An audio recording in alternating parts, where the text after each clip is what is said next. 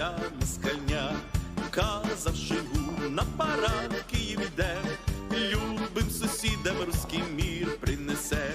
Нет, Владимир, нет, Владимир, брешеш ти усьому світу, що ти за мир.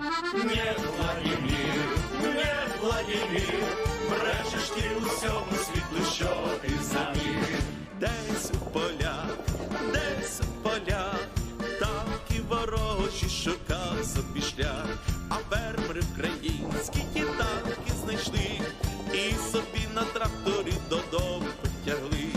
Нет, Владимир, нет, Владимир, брешеш ти усьому світу, що ти за мир. Нет, Владимир, нет, Владимир, брешеш ти усьому світу, що ти за мир.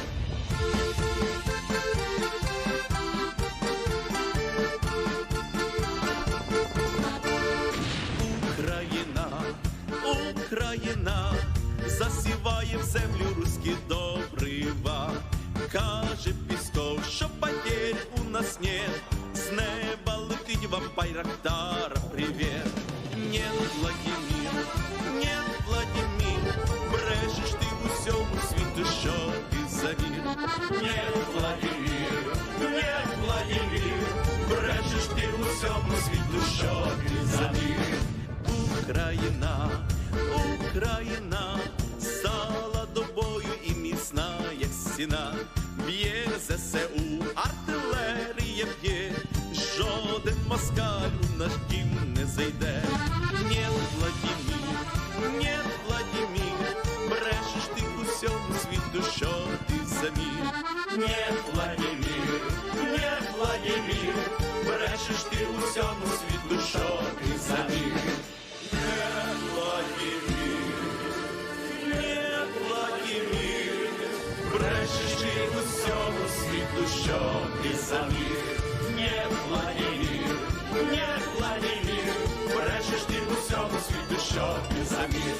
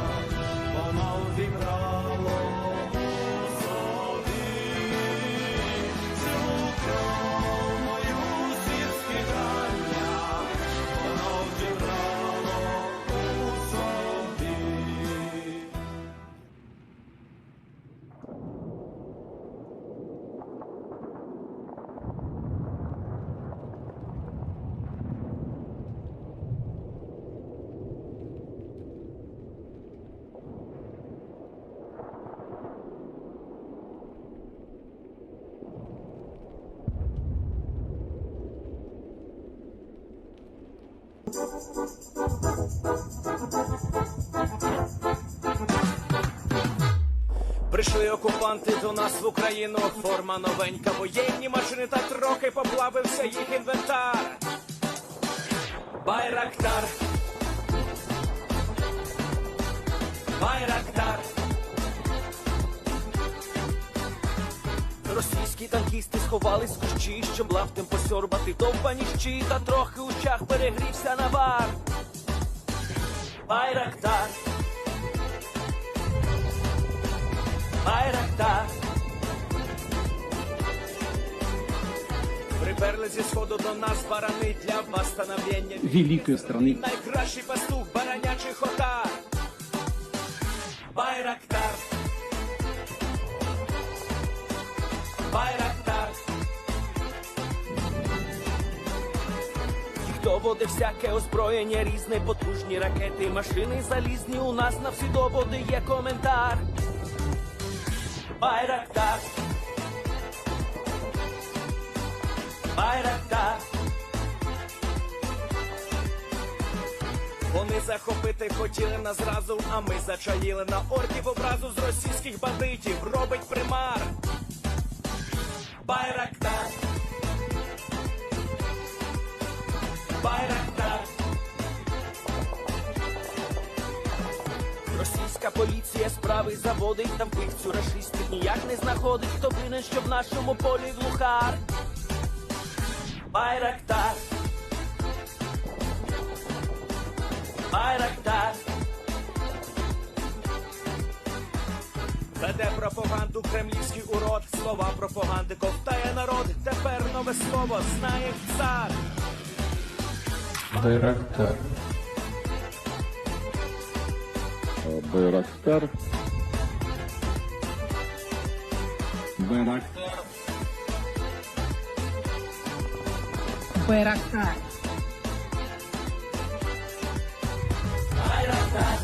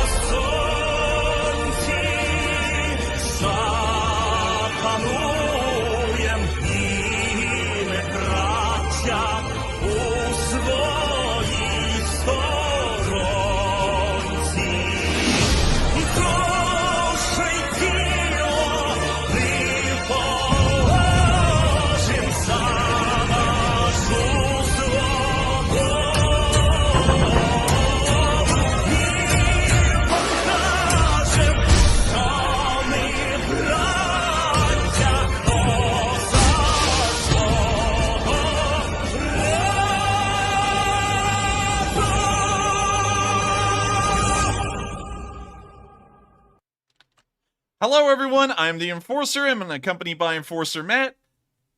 And good evening, everybody. Welcome to day 142 of the news and our second stream of the day. And also, I would like to point out before we begin, look at that. You see that little green box down there in the corner? That shows this stream is live. And of course, with the stream being live, there are no breaks on this train. And we're now going to go over the past 24 hours of the news in the war in Ukraine. And we're also going to change this to 142 because it is the 142nd day. With that, we've entered the second day of the 20th week of the war. I don't really know how the math works out. I think it may actually be the 21st or the 20th. Honestly, time stopped moving here in my life because this is literally all I do, so I've really lost track of time. So it may be the 21st or the 20th week, and I'm also not good at math. Anyways, moving beyond that, we have huge news today. The Ukrainian army has grown stronger by some 236 tanks in a single day. A single day. We're going to be covering that news first thing on stream tonight, along with all of our international news. And speaking of which, that actually segues us pretty well into tonight's schedule. The first thing we're going to do is we're going to go to Poland, which is not in Ukraine, obviously, although this is Ukraine war news. We'll be covering a piece of video evidence that we got here showing something has actually come to fruition. After we do that, we'll then be traveling to the good old US of A, the home of McDonald's, diabetes, and all the other great things in life. And we'll be traveling to Washington, D.C. and covering some of the big news there, because I'm telling y'all, this is probably some of the most exciting news we've ever heard, and it's going to answer a lot of y'all's questions as well, because y'all have had a lot of questions concerning this particular thing that we're about to cover here. But after that, we'll then be moving out of the international news, and we'll be moving back into Ukraine. And tonight, we're actually going to be covering the Vinnitsa news, the Bila Tserkva news, and the location unknowns in one segment. After we cover the international news and all of the rest of the news I just listed in that single segment, we'll then be moving towards the Kharkiv and Belgorod area news. But before we get there, we're of course going to take a quick little pause and answer 3 questions from the chat. After we answer those 3 questions, we'll then be moving into the Kharkiv and Belgorod news, and we'll also be moving into the northern Donbass. After we cover all of the northern Donbass, Kharkiv, and Belgorod news, we're then going to start moving down into the Donetsk region. But of course, before we get there, we're going to answer another 3 questions from the chat. After we answer those 3 questions, the news will run uninterrupted for the rest of the night, covering the Donetsk region, the Dnipro city area, the southern front, which we've only had one bit of news from today, the Kherson and Mykolaiv area, and then, after we cover all of that news, we'll be going up to Kyiv to be covering the speech from President Zelensky. After that speech is concluded, the news segment will have been wrapped up for the night, and we'll be moving into a question segment, and we have a marathon tonight. For those of y'all who were here last night and sent in a super chat, your super chats will be answered at the end of the stream. However, that means that this will be a marathon. I don't know how Matthew's planning on asking tonight's super chats as well as last night's. That's up to him. We'll figure out how he does that at the end of this whole stream. But if you did send one in, that question will be answered tonight if it wasn't answered during our fireside chat in the middle of the day. So, And Enforcer, I will go ahead and answer that question for everybody so everybody will know how it's going to work. I'm actually going to combine all the super chats we receive on this current stream with last night's stream. So I will call them out in order, and then we will address our live chat questions at the very end. And that is the way I plan to work, at least for the moment. And so I hope that answers everyone's questions as to how their questions are going to be answered. And without further ado, let's get into the biggest bit of news today, which is that the Ukrainian army has grown some 236 tanks stronger, and we saw the massive train carrying all of the PT-9 and PT-91 Twardys from Poland to Ukraine. Here's the video of this absolute monolith of a train carrying so many tanks that the Ukrainian armed forces, I believe, have increased their tank force over a single day by some 10%. Here's the video. And just look at that. Now that's nice.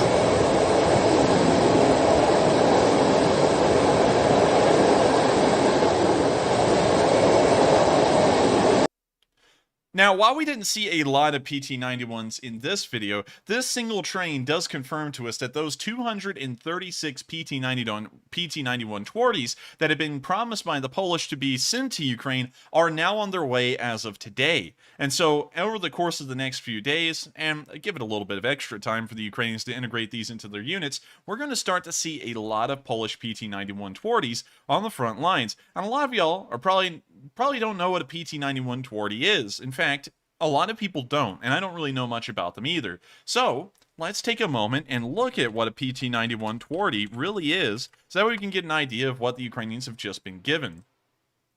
So apparently, this is an upgraded version of the T-72M1, which the Czech Republic, along with Slovakia, have sent a decent amount of already. I think the Czech Republic sent around 32 of them, and I think Slovakia sent a very similar number as well.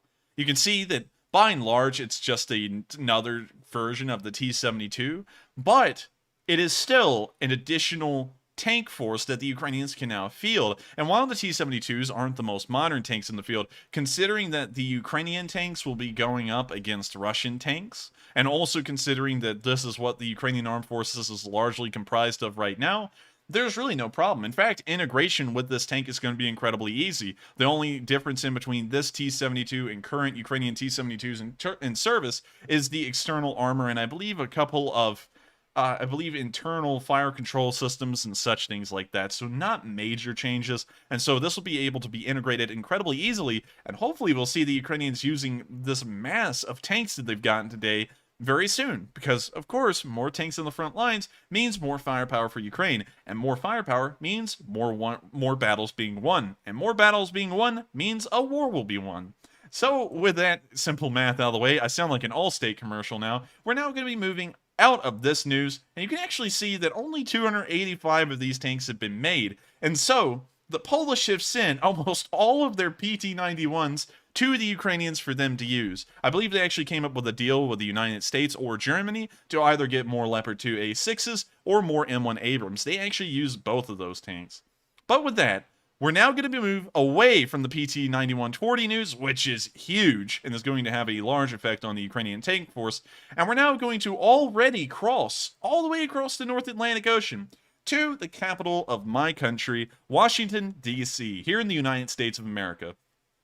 The Department of Defense today, which will actually move this marker to make it a little bit more accurate, the Pentagon is right there. There we go, right near Arlington.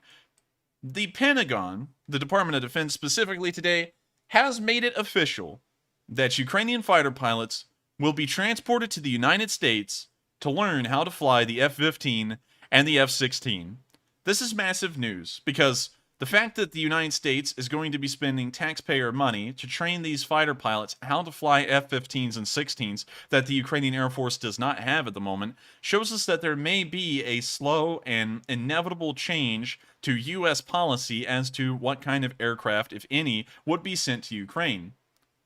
And now here's my explanation why. If the United States is going to go under the process of $100 million to fund Ukrainian pilots and their training on these aircraft, and of course this is by the Kyiv Independent, which is a verifiable news source that hasn't lied so far, so I have no reason to not believe them. This is huge news. This means that in the future, I don't know how far in the future, but maybe months out, the Ukrainians will be flying F-15s and F-16s provided by the United States. That's not official yet, but the fact that we're training them on aircraft that at the moment they will never receive is telling us that apparently there's a silent change happening in our policy. Is that big or what? And that answers a lot of y'all's questions. I hope we don't get a super chat on that tonight because this answers all of those questions about will the U.S. be sending over aircraft? The answer is yes, and they're going to be F-15s and 16s. I know that some people say, why don't they send over F-35s or F-22s? To make that story short, national security reasons and technological issues is the reason why. But F-15s and 16s? Oh, man. The F-16 is largely a multi-role aircraft. It can do all kinds of stuff. It can do air-to-air, air-to-ground. The F-15, on the other hand, certain variants of it are air superiority fighters, and so they are only practical in the air-to-air role, but some of the newer F-15s, I believe like the F-15E Strike Eagle, are also multi-role and can also carry a large amount of ground ordnance, which makes them incredible aircraft. Very few Russian aircraft can implement this kind of multi-role capability incredibly well, and so this would be a massive step up for the Ukrainians. They'd pretty much be getting an Su-25 and an Su-27 in the same package, and better than both of those aircraft could ever imagine to be. So with that, massive news. I can't wait to see that come into effect. And with that, we're now going to be moving out of the United States, and I'm very proud of the United States for doing that. That shows that the future is only going to get brighter for Ukraine as this war continues. And as the fall months come to fruition and the weather begins to change, hopefully we'll be seeing F-15s roaring over the Ukrainian skies. With that, we're now going to be returning back to Ukraine, and we're now going to be going into the town of Vinnitsa. And of course, I hate to be the bearer of bad news, but of course, war has both good and bad news in it. And today we got a second video of the attack that occurred yesterday on Vinnitsa, which killed 23 civilians, including the 3-year-old girl that was mentioned yesterday on stream. Here's the video of the missile attacks from another angle that was uploaded today. You can see the missile right there, and the second one. And right now they're on their downwards arc into the city, and in a second, right here, you'll hear the explosions.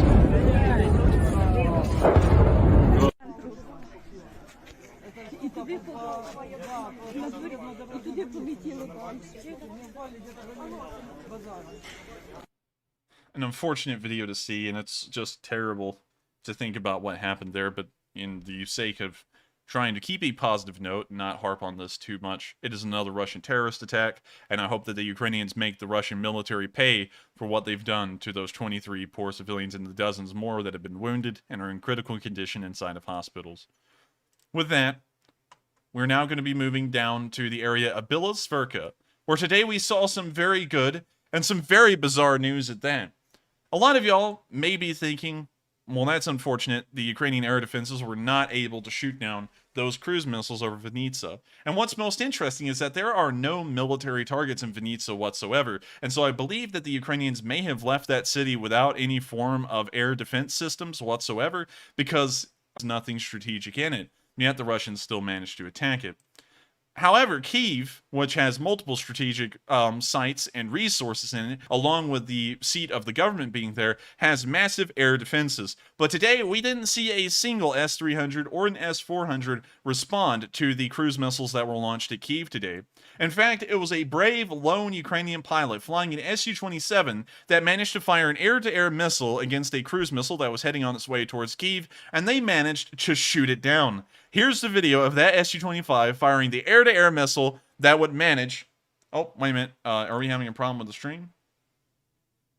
Not that I can tell, but I'm seeing a lot of stuff in the chat about it. Yeah, apparently, it looks like our stream over here is still alive a little bit. Huh. That's really weird. Yeah, that's really weird. Let's see. I got a message from one of our mods that says frozen. I think it's about to sort itself out, so let's just give it a second and see.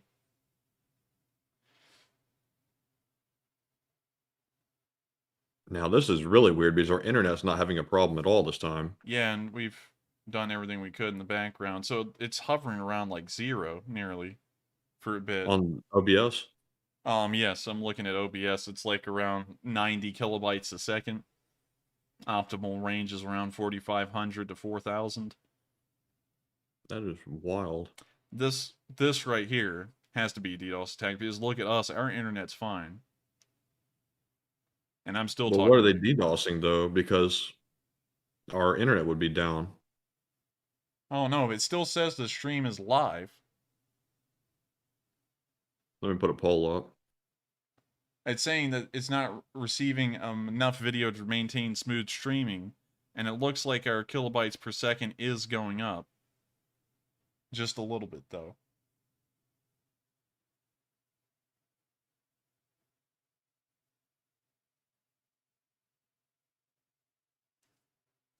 Okay, it looks like we might be getting a little bit of connection back.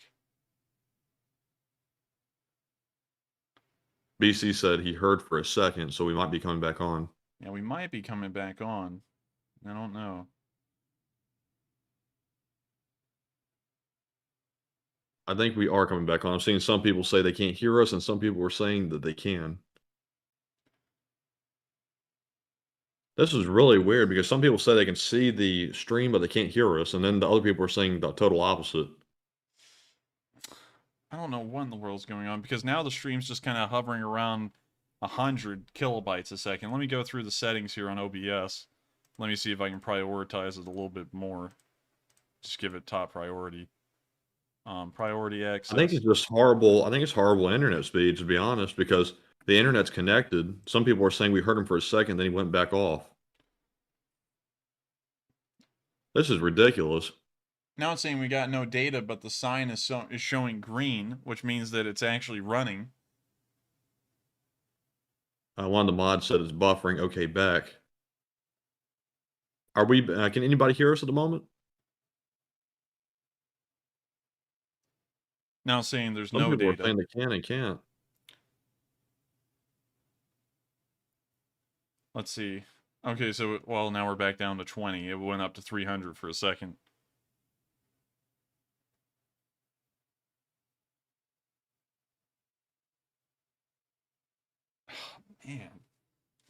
Man, there's nothing we can do about this at this point. No, I'm totally lost what we can do. The only thing I can think of is we can try to switch to another provider, but we don't have another provider to pick. Yeah, that's a little bit of a damper on that idea.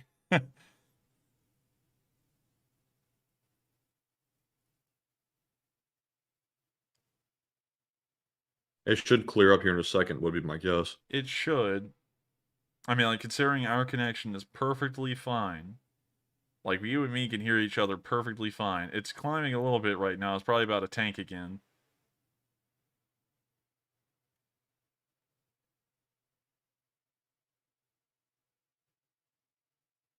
Okay, I saw on my screen, it actually showed something for a second.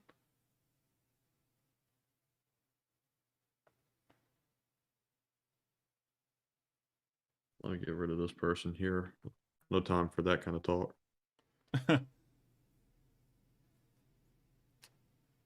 If y'all can hear us, we're just waiting for the stream to kind of level out right now. It's kind of staying a little low.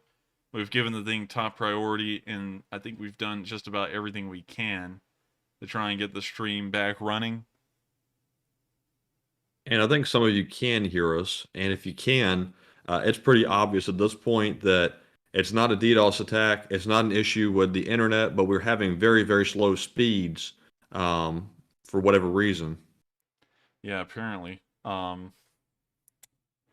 Refresh worked. A lot of people are saying that refreshing worked. And now they're looking at the OBS screen, so it's called up a decent bit.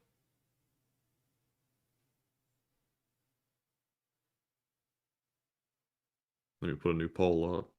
And the chat's moving at a million miles an hour. Someone said they can hear us now.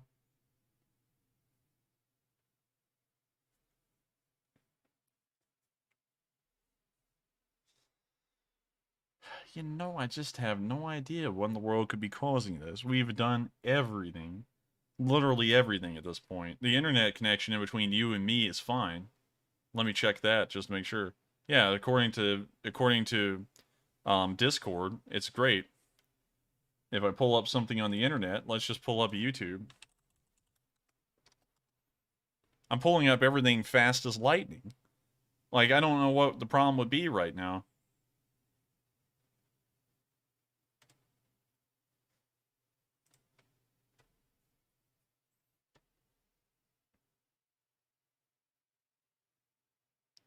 Somebody said good for me now. So I see several people saying that they can hear us, and then some people are saying it's going in and out, and then some people say they can't hear us at all. So it's all over the board. It's coming back for me, but with very low video quality. Some people are saying you're back, but on OBS's end, it's still showing a red block. And just for those of y'all who can hear me, this little red block down here, along with the kilobytes per second, is incredibly low. Would it be okay for me to test internet speed on stream? It's going to show your IP probably. Okay, yeah, we won't do that then. But I can test it on my end. Yeah, test it on your end and see, since we're on the same network, because the internet is doing fine. We know that for sure. We're talking to each other. We're able to pull stuff up. So I'm getting a reading of higher than 90 megabytes a second. So our download's doing fine. On the upload, we're getting at least 7 megabytes a second. We should have enough bandwidth to make it work. But it's not. What in the world is... And there goes the missile. OBS screen, and it looks like it's live. I'm going to move my mouse around a little bit here, and let's see if it's moving on my screen. Just running it in figure eights and stuff. 80% of the viewers are saying they can hear and see the stream, so it looks like most people can. Yeah, but I want to make sure, because I don't know how bad the lag is right now on this. So I'm just moving my mouse around. I'm waiting for it to catch up, because if I see the mouse moving, then we'll know that everything's good. So hang on, everyone. Just in case y'all can hear us, I'm just checking. I'm just moving my mouse around and making sure it's all working. I don't see... And I still see a ton of people saying in the live chat, if you can still hear us, Starlink. We really would like to get Starlink, but it's not available for another year in our area. So sadly, it's not an option. But if it was available, we'd get that in a heartbeat. So a lot of people are saying we have about a 5-minute delay. But everyone's saying they can hear us now. So I'm assuming... Okay, now OBS is going back up into the thousands again. So I'm going to assume that y'all can hear us, and we're going to close this down. We're going to close OBS down. We're now going to back out of Bila Tserkva and do that all over again. And just check that chat, Matthew, and let me know if they have problems with the connectivity again. Hopefully it slows down, because I can hardly read it. But with that, we're now moving out of the Vinnitsa area, and we're now moving into Bila Tserkva, where today we saw a Ukrainian fighter pilot manage to shoot down a Russian cruise missile that was targeted towards Kyiv with an air-to-air missile. Honestly, it was incredibly impressive. We've never seen or heard about anything like this during the war. The video loaded perfectly fine on my end, once again showing our internet is perfectly fine right now. And you see the Su-27 up there flying over the village, and it's about to fire the air-to-air missile.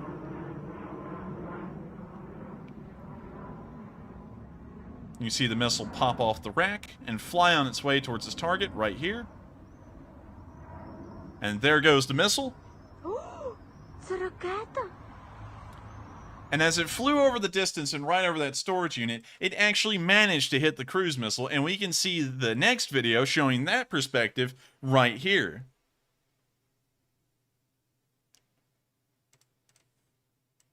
And so here's the video of that missile slamming into a Russian cruise missile. You can see the jet fire the missile right there. The missile's on its way towards the cruise missile. And it managed to hit. You can't see it in this clip, but in the first one, it went right below the tree line. You could see the slight bit of a flash showing us that it did hit, and it was a perfect shot. And so with that, we're now going to be moving on to the next video. Hopefully we're still connected. Everyone's saying it's fine and it's good, so hopefully everyone will come back. A lot of people got kicked off, and I don't know if they gave up for the night or not, but hopefully they will come back. But what a shot! Enforcer, just real quick, I'm having a little glitch on my studio over here. Could you please end that poll? Yes. Thank you. Let's see here. Real quick, I want to make sure. Okay, our kilobytes per second right now is a little low. It's around 1,800, 1,900, which the optimal is around 4,000. But hopefully it will rebound eventually. It is starting to rebound right now. Sorry once again for the issues. We can't really fix them. I know that everyone's always incredibly industrious and kind-hearted and are always trying to give us solutions and fixes to problems. But the truth is there is no fix to this problem with an internet service provider. They are who they are. They're a monopoly. We have no option of Starlink. We have no option of moving to another state. That's unrealistic. We just have to live with what we have to live with. So thank you all so much for trying to troubleshoot, but sadly, these kinds of things we just have to kind of live with, sadly enough. But with that, we're now going to move out of the Bila Tserkva area, and we're now going to be moving over to our location unknowns. Apparently... I gotta tell you, man, I think this is the highest chat rate we've ever had in history, because I'm trying to look over there and see if everything's okay, and they're going so fast. I can't even tell you. And real quick, I'm going to have to put slow mode on because I have to be able to read the chats, and I'm not able to at the moment. So I'm going to have to put slow mode back to 60 seconds, sadly, so that way I can get a gist of what people were saying. And everyone's saying all good, it's great, it's wonderful. Right now, just for y'all to know, here's a fun fact. Our chat rate is 275 messages a minute on average right now. And so if I was to do the math on that and divide 275 by 70, that means there are 4 messages a second, which is about the fastest our chat has ever gone for this long. So I'm sorry once again for all of this. I know that everyone's getting heavily involved and active in trying to fix this issue, but it looks like our stream is starting to stabilize, and we are going to keep on rolling and just hope that we don't have any issues again. So with that, we're now moved out of the Bila Tserkva area where we saw a Russian cruise missile manage to get shot down, and we're now moving into the next one where we can then see some location unknown news. Sorry, I'm kind of getting thrown off here because I'm trying to pay attention to 5 different things at a time. But with our first bit of location unknown news, we can see 2 Russian tanks get hit by Ukrainian artillery. They appear to be BMP-2s, so I'm not really sure if they're tanks or not, but you can't see them get slammed directly by artillery, and that's one thing I can tell you with certainty. When you see them moving down the road here, it's a dirt road somewhere in a field. We now see the artillery land right on top of them. When you see the first tank begin to shimmy to a halt, and then it comes to a complete stop right there on the road, letting us know that it was knocked out. We have not seen a sign of the second BMP-2 anywhere after that explosion. And so, honestly, pretty impressive. I think they just killed 2 birds with 1 stone there, literally.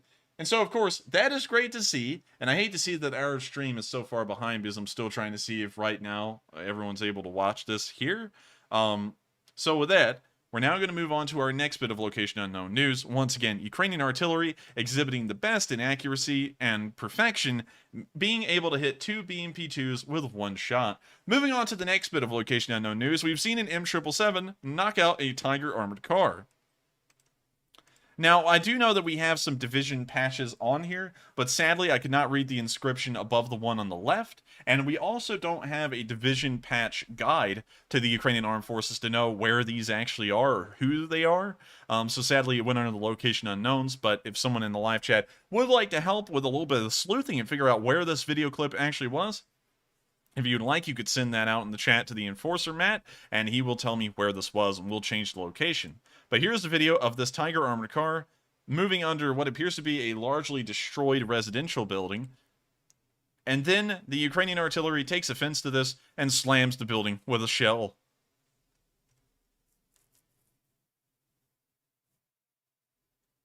We can now see the screen say, Tiger, Bilshe ne... That means no. Bilshe ne kusas pro se lodvali boini. That means war. 40 orkimoi artilleries. So 40 orc artillery. Oh, man, I'm sorry. I'm piecing it together the best I can. I'm once again not a master of any of the Cyrillic languages. But I hope that was close. I'm not going to try and translate it and put y'all through that torture anymore. Belikogo. That sounds like a town name, though. But anyways, we're now going to let the video continue.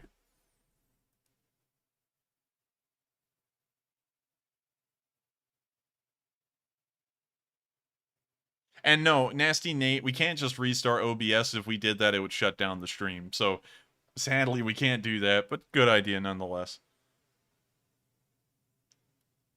We can now see a smoke shell in a field, doing a little bit of smoldering, a little bit of simmering. We now see the M777s fired it as well, and we now see that that little vehicle has decided to start a small fire.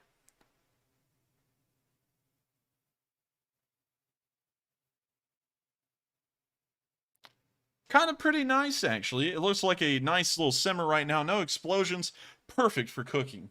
And with that, that is the end of the video, and the Ukrainian artillery, specifically the M777s, have once again caused piecemeal to be created out of the Russians, and I think that scrap metal is going to be a high export of the Ukrainians after this war. With that, we're now going to move on to the next bit of Location Unknown News, where we can see a Russian prisoner of war being interrogated, and he is asked about the myths of the biolabs. And so here's the video. I'm just going to let y'all see the Russian speak for himself. Actually, I think that subtitle is going to be cut off for y'all. It shouldn't be. And so here's the video. Що ви можете розказати про українських бойових гусей? Я их видел. Да ладно! Да? Мы там стояли, окоп копали, и там Виталик один из разведчиков. Там утки летят, а он говорит, отвернитесь.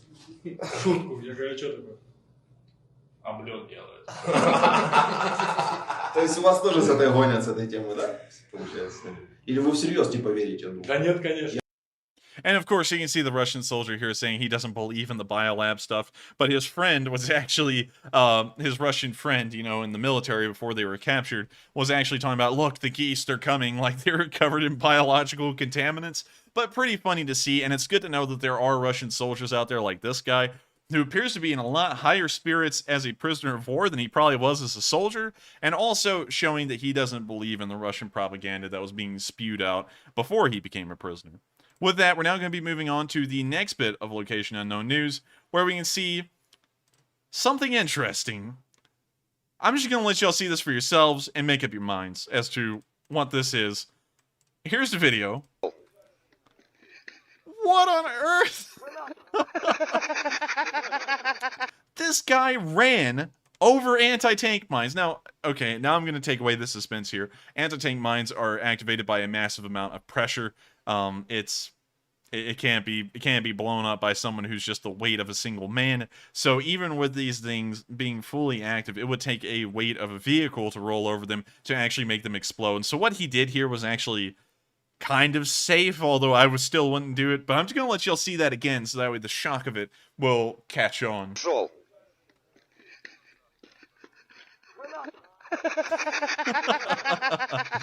I have to laugh with the other guy too, because if that guy was just about 100 pounds heavier, he probably would have blown him up. So with that, we are now on to our next bit of Location Unknown News, and our final bit, where we can see a Ukrainian soldier decide it's time for a smoke break. And what better time than during the middle of an artillery barrage. And so, here's the video, and also notice those nice scissors. Сука!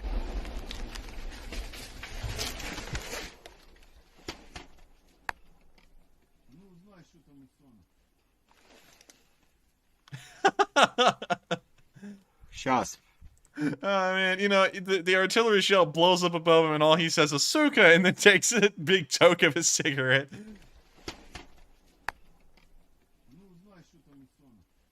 He looks at the camera, he's like, "No, quick, it's time for a smoke break." Сейчас. Whew.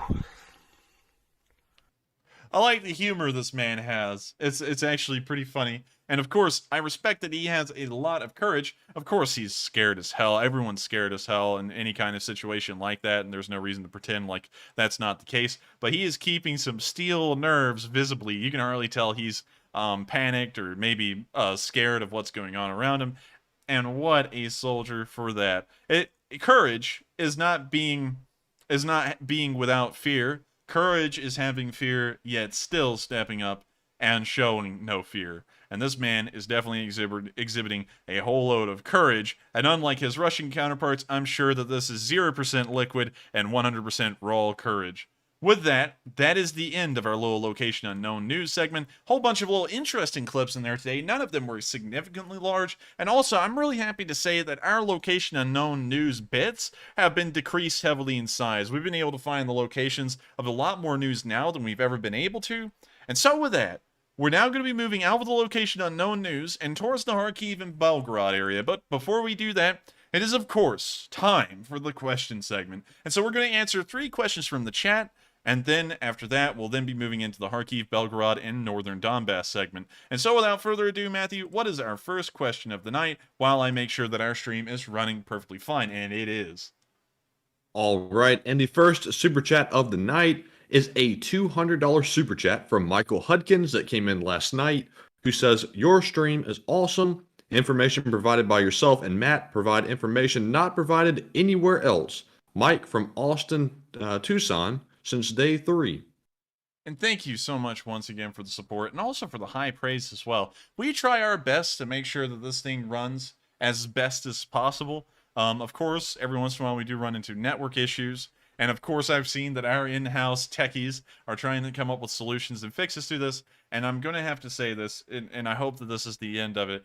Starlink it doesn't matter, and Starlink isn't going to fix anything. The closest we could ever be to getting a Starlink system is 9 months away from where we're at, and so it's not going to help anything in the now. And by that point, this war may well be over, and it's just like a I guess you could say a pursuit with no end, a wild goose chase in a way.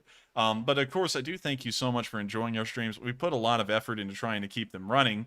And so with that, I thank you once again for the support and enjoying this channel, and thank you for helping us to keep running, even during these very difficult times when our own internet service provider is against us. And so with that, we're now on to the next question, and thank you once again for the support. And to all of those saying that we should get Starlink, I tell you what I'll do. Tomorrow, first thing, when I wake up, I'm going to put a deposit down on a Starlink router and the whole system. It may take a while, but I've seen some people say it actually only took like a few weeks for it to get here instead of months. So I'm going to go ahead and put that deposit down tomorrow because we got to get a new provider. This is ridiculous. But anyways, moving on to the next super chat so we don't get too far behind. We have an $80 super chat from Robert Nicholson, who does not leave a comment, as well as a $50 donation from BC Skyman. So thank you very much to both of you for your support. And I think both of those came in, I think, last night. But thank you very much for the support nonetheless. And I thank y'all both for the support as well. I hope y'all do understand, if y'all are watching tonight. We have 30 super chats from last night, and I don't know how many we're going to get tonight, so we're going to have to cut a lot of them short. But of course, y'all do know we're heavily appreciative for y'all's support, and we thank you so much for helping this channel to keep running, even during crappy times like these where the internet is literally trying to kill us. And so with that, thank you once again for the support, and we're going to move on to the next question. All right, and next up, we have a $50 super chat from Blue Flam 777, who says, I was in Russia listening to a stand-up comedian making fun of Putin. The jokes weren't that good, but I liked the execution. And I have to say, Blue Flam, I'm not sure where you heard that, but that's definitely an unusual sight in Russia, I'm sure. That definitely was an unusual sight. And the jokes weren't that good because no comedian ever lives long enough to refine their material. If it's a joke about Putin, they're most likely poisoned or choke on a banana peel on the floor or something like that before the next day. And so that may have been his first time trying out those jokes and also his last time, Blue Flame. But I thank you so much for the support. Also, really interesting story to hear on top of that. And with that, thank you once again. I hope that does address the comment. And with that, we are on to the, I believe, the last question of this segment.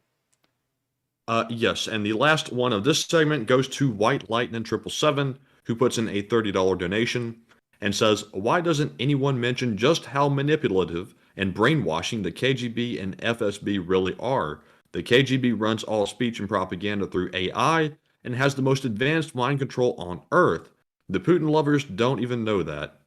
Well, thank you very much for the support. But one thing, well, you know, I mean, like, that's from my perspective. I don't really buy into a lot of I guess you could call it the mind control stuff. You know, like by and large, everyone does it. Every single country in the world does it in a way. But I just think most of it's see-through. You know, and I don't know if there's a lot of people out there like that. But usually, when you see something, you're like, come on. You know, like with the United States, whenever the United States says, we have the largest and most powerful military in the world, oh, I'll believe that because we do. I mean, like, in every single aspect, we certainly do. There's no way you can even compare, and every country in the world knows that. But in other things, you know, like, every once in a while, if y'all watch something like, there's a YouTube channel out there, I forgot what it's called, but it's called We Are the Mighty or something like that, and they'll come up with a bull, like, the M1 Abrams has a 120mm gun, and it can, in fact, shatter the Earth's crust. And I'm like, come on now. Like, that's just straight-up propaganda. Like, I don't know who they're paid by to say that kind of stuff, if they're even paid by anyone, but who in the world believes that kind of stuff? Anyways, that is largely true. The KGB and FSB, which I believe the KGB is now defunct. KGB, I think it got turned into the FSB. You can see it ceased operations in 1991. So it did get reformed into the FSB, which is the modern version of that organization. And they do have a pretty decent propaganda system, much like the Chinese. And a lot of people don't give the Chinese credit for what they've been able to do socially with their own country. And so with that, I thank you so much for And Enforcer, one last thing. I think, did you catch the joke from Blue Flam in his super chat? I think I did about the execution. Yeah, it totally went over my head. I saw people in the live chat saying that we missed the joke. Yeah, and I'm sorry about that. I just caught the joke, but my mind is on that issue about the internet so bad it totally went over my head. But yeah, good joke, Blue Flam, and sorry I didn't catch it. And also, I have to agree. I'm sorry. I also have to kind of admit that kind of blew over my head as well. As soon as Matthew said it, I was like, maybe it's the execution joke. But of course, we're forgetting about that right now because the internet's a little bit of an issue. It seems like the stream's still running perfectly fine right now. So we're going to keep it running, but I thank you so much once again for the support, Blue Flame, the nice joke, and also the interesting little story. And with that, we are now moving on to the Kharkiv, Belgorod, and northern Donbass news. And so without further ado, let's get right into it. Starting off in the Kharkiv area, we saw that citizens took shelter in a bomb shelter, it said shelter twice, over last night. However, they got a little treat as part of the Kharkiv Symphony Orchestra played the theme song to Schindler's List inside the bunker. And so I'm going to let y'all hear it. It was very nice, and of course, the bunker is very good for acoustics, so it came over really well. And with that, here's the video.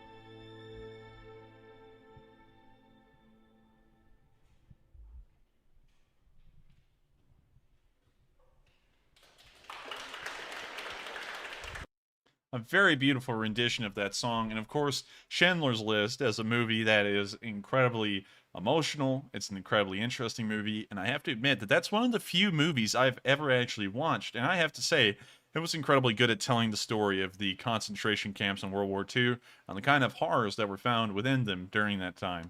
With that, we're now going to be moving out of the Kharkiv city area, and we're now moving to the front lines, where we can see the Ukrainians today able to slam more targets, courtesy of the 40th Artillery Brigade, which has been carrying the activity in the Kharkiv salient ever since the past month of the war. We can now see that I actually was able to locate that video from earlier where I said, hey, could y'all help me figure out where this was? I apparently located it. And so y'all have already seen this earlier today. And of course, credit goes to the 40th Artillery Brigade for slamming the Russians into oblivion once more. With that, we're now on to the next clip of news from the Kharkiv area, where we've seen Russian helicopters firing rockets from inside Russian borders over towards the Ukrainian front line. This shows you how close the Ukrainians have gotten to the Russian border, is that Russian helicopters now have to only fly within Russia to be able to hit Ukrainian positions. With that, here's the video of an Mi-28 turning around and popping its flares, its chairs, and flaps after it fired a series of unguided rockets.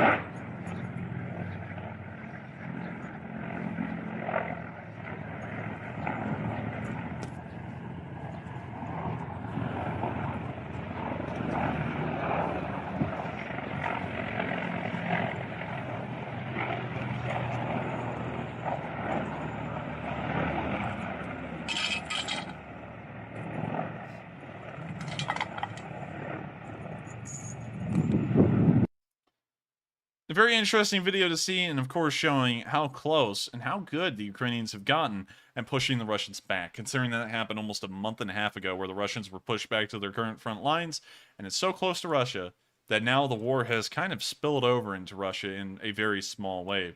Moving on into the city of Belgorod, we saw more Iskander missiles being launched from the area, as we saw a picture surface overnight of the streak of an Iskander making flight and heading towards a Ukrainian city, most likely to inflict death and destruction upon the civilian population. We do not know if this specific Iskander was shot down by Ukrainian air defenses on way to its target, but hopefully it was. If it was not, this may have been one of the very missiles that we saw hit the nation today, or it may have been hitting the nation yesterday. We're not entirely sure, but of course, a very dark picture, knowing the significance behind the small little glowing ember and the streak that follows behind it. With that, we're now going to be moving out of the Kharkiv and Belgorod area, and so currently we have no frontline action to speak of. As far as we know, there has been no offensive or defensive action from either side, as far as we've been concerned as of the last 24 hours, and that also expands over into the Seversky Donets River Reservoir from Vovchansk all the way down to Pechenihy. With that, we're now going to be moving past the Balaklia area, where we also have no news to report. I'd also like to ask y'all to all do one thing. This makes it very difficult for Matthew to moderate, but if y'all could every single one of y'all throw in a comment in the chat saying Slava Lee Spring Army, or anything for that matter, because I've noticed that we have unfortunately dropped off a massive amount of viewers tonight who may have thought that the stream had gone down after the massive issues. Hitting the like button is part of making sure that people know that the stream is out there and running, but another important part is chat activity. And so if y'all are able to bombard the chat for just a few minutes with hundreds of messages, that will let the entire world know that our stream is out here. It'll light it up like a Christmas tree, and Spectrum, the bots, and the Russian sympathizers will all be seething, as we'll be doing fairly well, and of course, we'll get more members of the Lee Spring Army. Just wanted to spread that out there for a second. Sorry, Matthew, but it is going to help out our channel tremendously, making sure that people know that we're still live right now, because I don't know if a lot of people thought we went down or not in the last little outage. And I can tell y'all, looking at the control room over here, it looks like a animal came up to our chart and literally just bit a giant piece out of it. But with that, we're now going to be moving down to the Kramatorsk area, and really the Severodonetsk and the Severodonetsk bulge at the same time.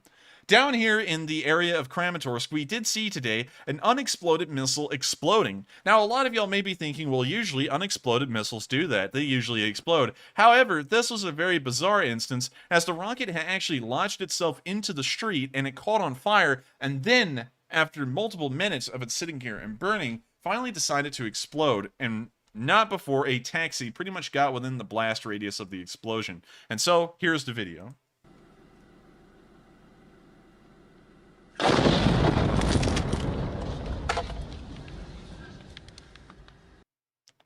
Pretty wild, if you ask me.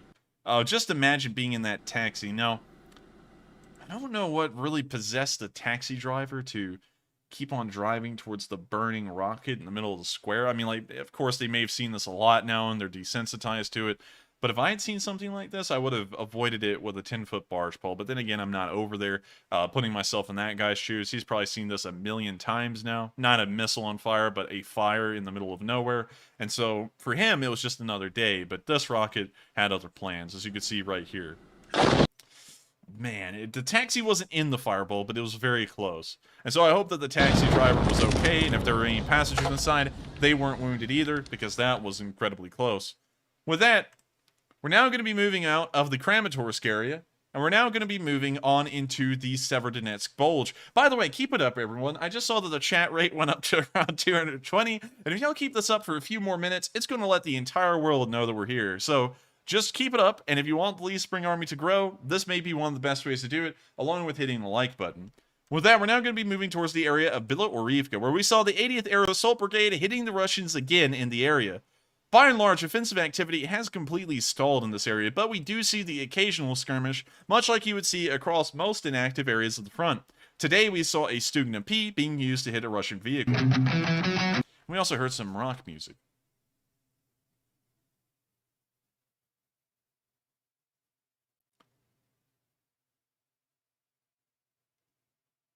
We can see that Stugna did hit, and the vehicle began to smolder, letting us know that vehicle was destroyed. And Andy, I don't know about you, but I'm getting a pretty good laugh out of watching the chat go at 1,000,000 miles an hour. It's just blazing. Yes, it is. It's going off. We're actually up to 300 chats a minute right now.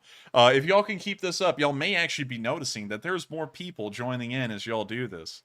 And so if y'all want this stream to keep climbing, all y'all have to do is keep hitting the like button and keep commenting as often as you can. And to facilitate that, I really hate to do this, Matthew, but to facilitate this, because I did see someone complain, we're going to shave another 10 seconds off the slow mode and take it down to 20. So that way y'all can, of course, do y'all's thing a little bit quicker. But with that, we're now going to... And yeehaw!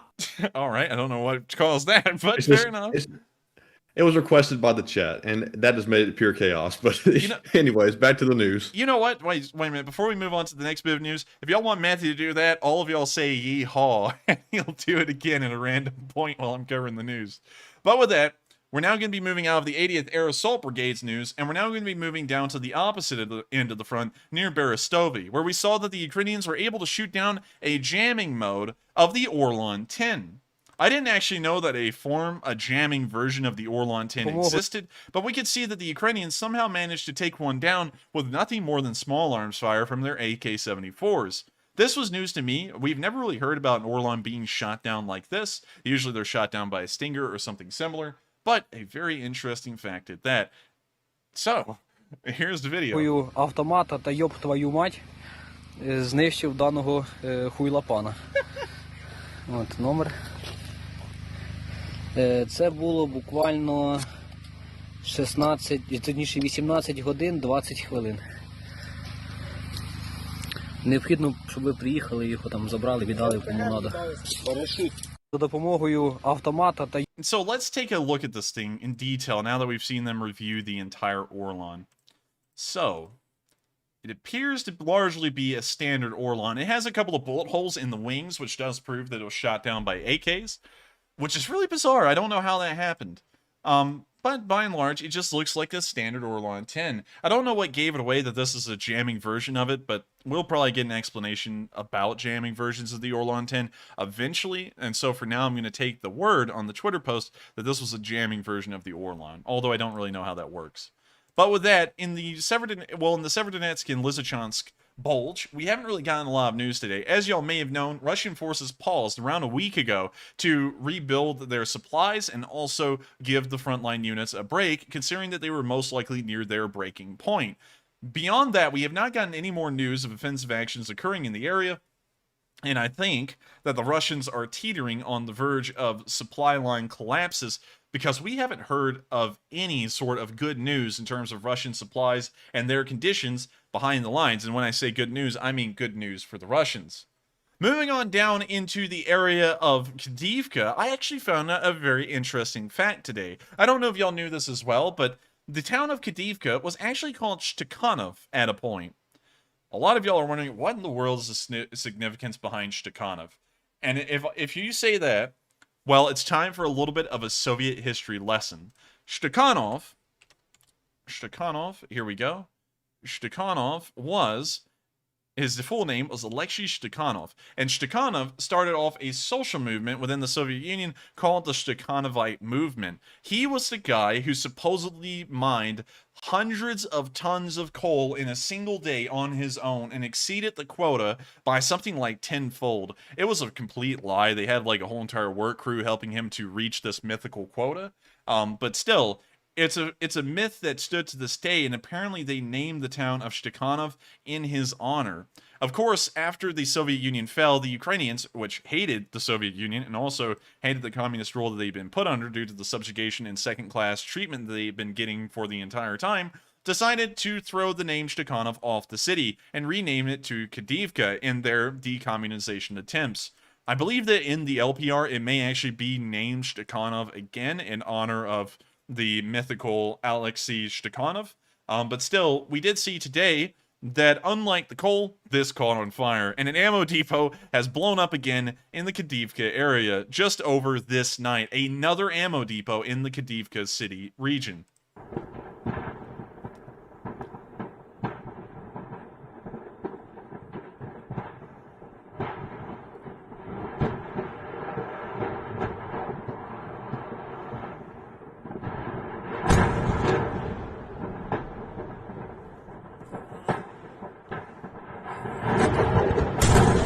Nice little explosion right there. Kind of a big one, actually.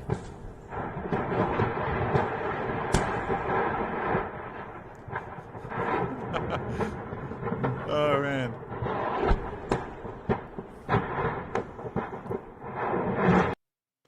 And so, a very big explosion, another ammunition depot destroyed, and based off of that explosion and the size, I'm going to assume it's gone the way of many other ammunition dumps that we've seen over the course of this war, and it got completely vaporized, and there is no supplies left, and there are no buildings left.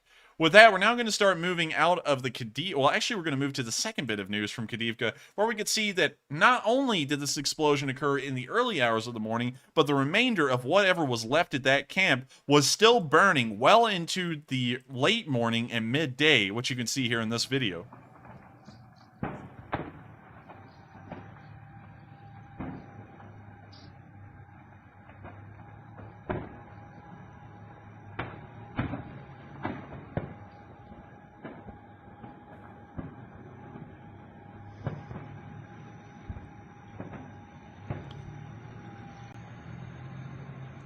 Пиздец. Это просто какой-то пиздец с 3 ночи, блядь. And it's nice to see that it's still burning well into the late hours of the morning, and that lets us know that every single thing within that ammo dump was destroyed, and first responders like firefighters were never able to contain that blaze, and they certainly were never going to get near it to try, because it's an incredibly dangerous place. Also, real quick, just so that way we can facilitate the faster speed of messages being sent, if you would like to send out messages even faster, do this. Type in capital LSA, all caps. That stands for Lee Spring Army. That should help y'all out a lot to send out messages a lot faster than y'all are right now. Ease up the fingers a little bit and allow y'all to focus on the news a little bit more. If y'all have noticed, ever since y'all started this little crusade in the chat of sending in hundreds of messages a minute, our viewership has actually climbed by 500 people. So it actually does have an effect. And if you are new to the stream, welcome. If you do enjoy the news, please make sure to comment and subscribe. And also join in with everyone else in the live chat who's absolutely spamming the living daylights out of the thing just because we want to. And so with that, we're now going to be moving out of the Kadivka news, which is, of course, impressive to see. And very good to know that the Ukrainian HIMARS are still striking supply depots far beyond the lines. And we're now going to be moving down to the Svitlodarsk area, where we've seen news again from the 30th Brigade. We have not heard news from a very long time for the 30th Brigade, but today we once again heard more news as the 30th Brigade was able to hit the Russians once more. And I am seeing so many LSAs, Matthew. It is crazy.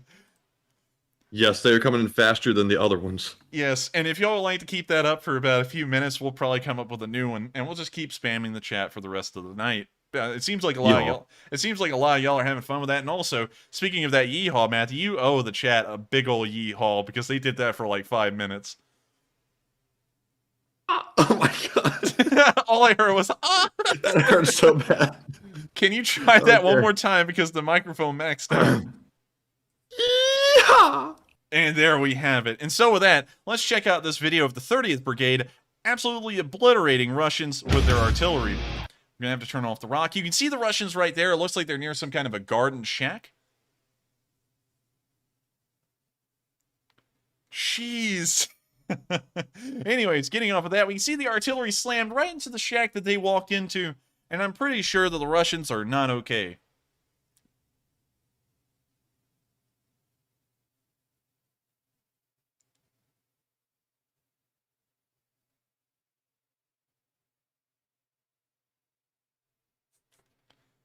We can now see the smoldering remains of the shack, and it's now been hit a second time. A second time. We can now see the shack being hit a third time. The Ukrainians are not letting these few Russians escape. They've hit that shack 3 times in a row, most likely inflicting large amounts of casualties or at least injuries. And we've now seen another artillery shell land on the house that was adjacent to the shack. Very good to see that the 30th Brigade is still at it and kicking, because we had actually gotten an absence of news from the 30th Brigade for a very long time. For those of y'all who may have not known, The 30th Brigade was the brigade that was carrying the entire area in between the Luhansk People's Republic and the Donetsk People's Republic here at Svitlodarsk, and we got news nearly daily from them for around 3 weeks straight. After that, there was a large amount of silence as it appeared that that part of the front line went inactive. But today breaks that silence as we've seen that the 30th Brigade is still kicking and still slamming the Russians. And so, if you did like that little clip, make sure to just keep throwing down Lee Spring Army in the chat while we try and come up with a new thing for y'all to say. Notice that the stream has gotten another 150 viewers in the meantime. Chat activity and likes do help out a lot, and I guess this is kind of a class in how YouTube works. But with that, keep it up, everyone. We're doing a great job. And with that, we're now moving out of the northern Donbass, Kharkiv, and Belgorod news. But before we move on, we're going to move down to the Donetsk area, and of course, before we get there, we're going to answer another 3 questions from the chat. And if y'all are excited for that, make sure to put down yay in the chat. We'll move off of the Lee Spring Army, and we'll move into the yays. And so if you like this, make sure to say yay. And with that, we are now on to our first question. And I see that apparently the YouTube algorithm is somewhat predictable because our viewership, as one of our mods noted, has gone up 500 or 600 since we've started doing this little chat campaign. So thanks very much, people. This is actually working. I'm surprised. So keep it up. And up first from our super chats, we have a $71 donation from Anthony Dobson, who says, Enforcer Matt, may the haws be with the ye. And Anthony, I couldn't agree more. I love my ye with the haw and the haw with the ye. So thank you very much for your support, and we appreciate you very much. And thank you so much for the massive support, Anthony. It helps us out a great deal. And Matthew can't have his haws without his yees. And of course, everyone in the chat demanded that he give out a yee haw just a bit ago, and he delivered. And so thank you once again, Matthew, for being such a sport with the yee haws. It actually hurts his voice a little bit, but he's a champ, and he goes through with it. He's dedicated. And so with that, I thank you so much for the massive support, Anthony. I hope that does address the comment. And with that, we are on to the next one. And up next, we have a $50 donation from Phil Tatham, who says, here's a nifty from a UK loose spring for you and Matt to keep the home fires burning. And I thank you so much for the support. And also, I like your little reference there to the song Keep the Home Fires Burning, which is a famous British World War I song. I know it's a long way to Tipperary. Gets a lot more credit in World War I as a British song than any other. But there was loads of songs from every country that came out in World War I. And honestly, Keep the Home Fires Burning was one of my favorite, really. And so I thank you so much for the support. And also, it's great to hear you're from the United Kingdom. I always love to hear from our British viewers. And just in case if any British viewers are thinking of supporting this channel, I don't want you to dox yourself. Don't tell me exactly where you're from. But if you do want to throw it in, if you're anywhere from around the world, even in the United States, throw in something like, hey, I'm from Newcastle, or hey, I'm from Oslo. Nothing that gives away exactly where you live, but the general area would always be really cool, because I always love to know the wide and varied amount of people who are in this Leaf Spring Army that just are from all over, and it's really cool to hear from exactly where you're from. But still, it's cool to hear you are from the UK, and thank you so much for the support, as that will keep the home fires burning. And so with that, we're now going to address one last question from the chat, and then we're going to move on to the rest of the news for the night. And our last super chat of this segment goes to Blue Flam 777, who puts in another $50 super chat and says, Vlad Putin's new casino in Moscow failed. Apparently nobody wanted to play Russian roulette. Slava Ukraini. Thank you very much for the support. I didn't know where that was going until the end. That was a great finish. Wonderful execution. Much like Blue Flame said in his earlier super chat, which was really good, by the way. I like that pun now that I finally caught on to what it really meant. But with that, I thank you so much for the support. And that was actually a really good joke at that. So thank you once again. And with that, I hope that does address the comment. And we've reached the end of this question segment. If you hate for the question segment to go, but you're happy for the news, make sure to put in news or LSA into the chat. And with that, we are going to get to every single super chat that's been sent in tonight. And every single super chat that was sent in last night. There's going to be a marathon tonight for the question segment. And if y'all are happy for a marathon, throw in marathon in the chat too. Why not? Just throw in anything, just keep it running. But with that, we're now going to be moving on to the next bit of news, which will actually be the remainder of it for the night. This will include the Kherson, Dnipro, Southern Front, Donetsk region, and also the Kyiv news, as in the speech. With that, we're now moving into the Donetsk area, where we've actually gotten some activity for once. Starting off with our first bit of news, we've seen the Russians using a single Grad rocket. Now, this is about as cheap as I've seen them get. They're saying that this is due to heavy counter battery in the area, which is actually giving the Ukrainians credit for something for once. But what you're seeing here is a single tube that's on the back of a Grad. So let me pull that up for y'all to see. Grad. Here's a BM-21 Grad. All of these... Oh, no, not graduation. We want the BM-21. This is a Grad. And all of these little tubes are actually separate tubes that are all put within this I guess I could say elevation mechanism? You know, whatever you would like to call it. But still, you can actually pull these things out, and they're separate. Now, that doesn't make them modular by any means. Reloading these things are a pain, as we've seen. But still, they pulled these things out of an actual working Grad, and now they're using them as one-off rocket launchers. Now, this is about the most bizarre thing I've ever seen. I think this is actually showing Russian supply shortage issues, or something like that, because this makes absolutely no sense. You can now see them running forward to grab the little rocket tube, and they're about to load it back into their little Russian Jeep called a UAZ-469, which you can see right there.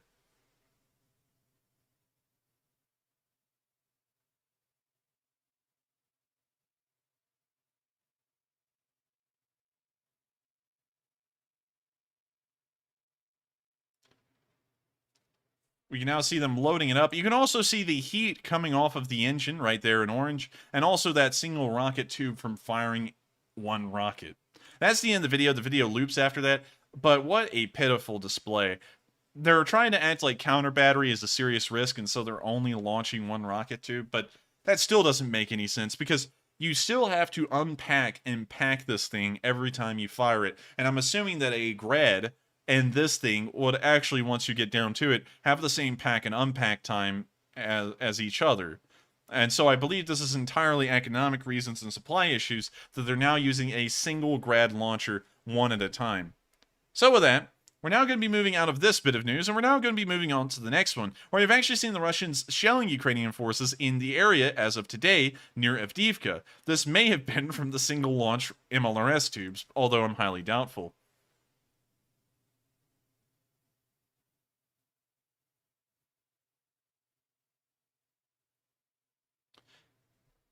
We can now see the artillery coming in, and it's pretty off the mark. It's kind of close, but it's not hitting the targets that the Ukrainians would hit, like the dugouts and the actual trench itself.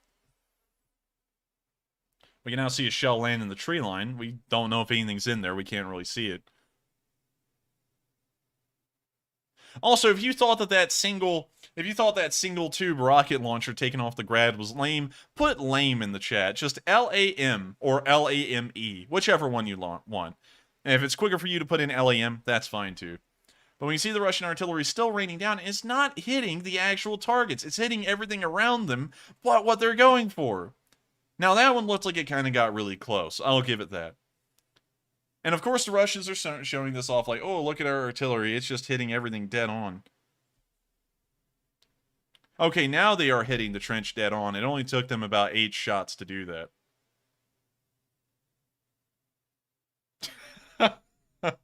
Oh, man. And this shot is, of course, off again. It doesn't hit the actual dugout. And this is the pitiful thing about Russian artillery, is that if this was a Ukrainian artillery battery, they would have gotten the first shot as a miss, and then the second, third, and fourth shots would have all been hits on exactly what they were looking for, 1 shot each onto each target. The Russians have fired about 12 rounds at this point, and only 1 or 2 of them has actually landed within the trench. The rest of them get close, but no cigar.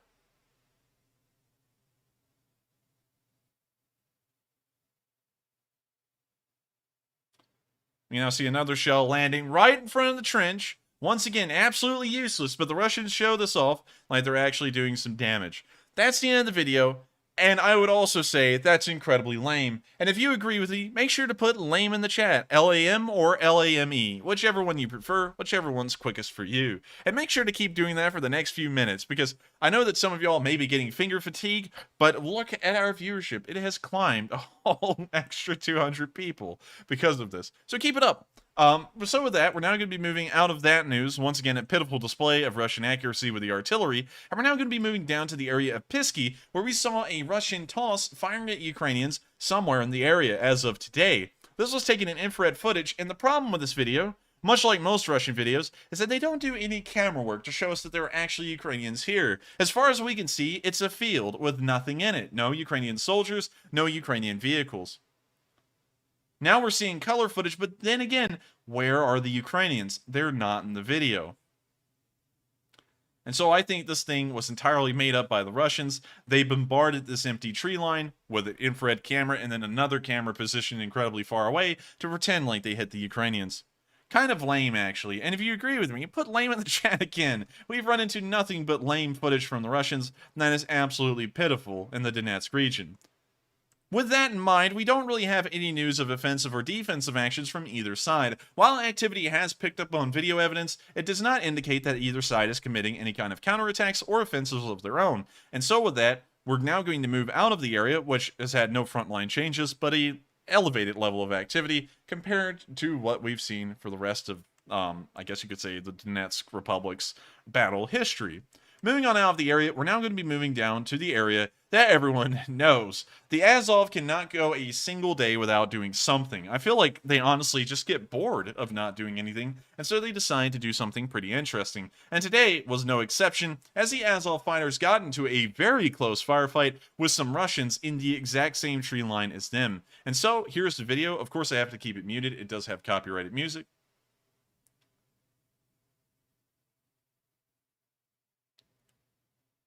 We can now see him duck because he got fired at for a second, and we can now see him firing wildly into the tree line and backing up as he's realized that the Russians and him were almost on top of each other.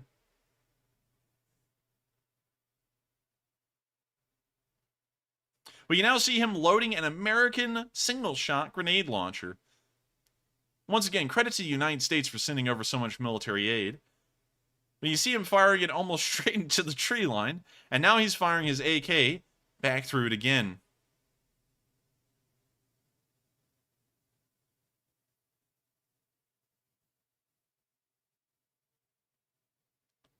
And so with that, let's switch it up a little. If you're happy to see that the Azov Battalion is, of course, carrying on their activities in the region and making sure to avenge their captured brothers that are currently held in DPR prisoner of war camps, make sure to say, what should we say to that, Matthew? You got any ideas? I'm not really sure. Oh, I'm trying to keep up with this chat so fast I can't even think.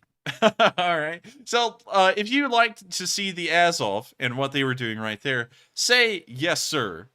Just like YESIR to make it very short.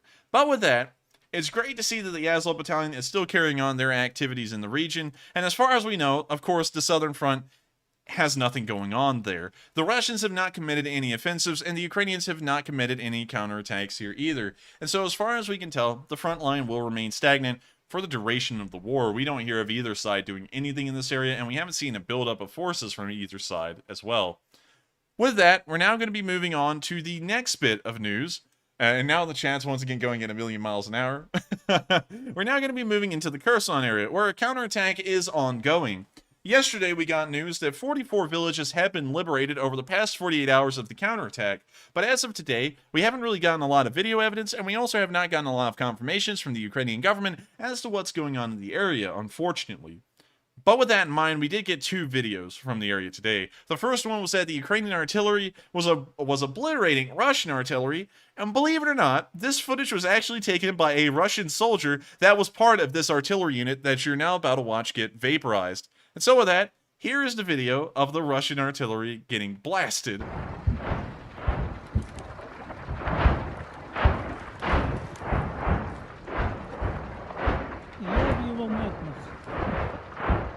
Въёбывайте, пацаны, въёбывайте, бля.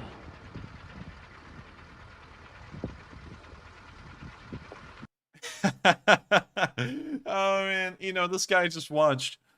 Oh, it's actually kind of morbid to think about, but he maybe watched a couple of his friends just get disintegrated along with their entire artillery unit and its artillery pieces, and he's just sitting here filming with a camera, watching from afar as they just hopelessly sit there and just get obliterated by Ukrainian counterfire.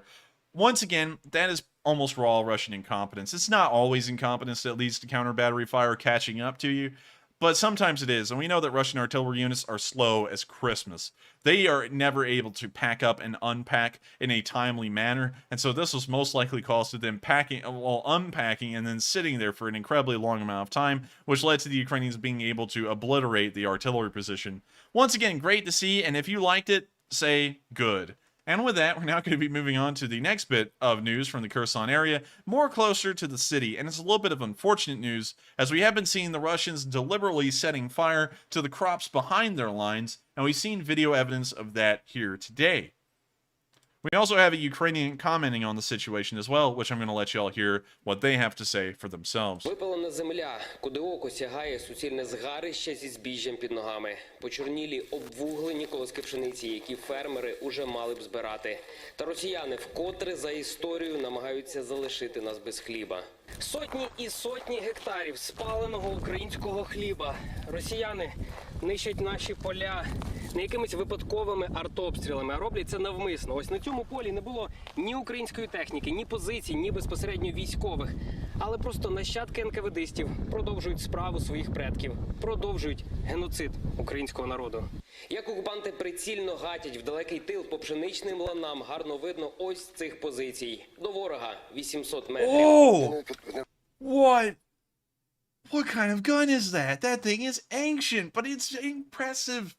I want to know what that is. It's not a DP-28. I'm fairly sure of that, but man, that is cool. Anyways, we're going to let the video continue. 700 метрів.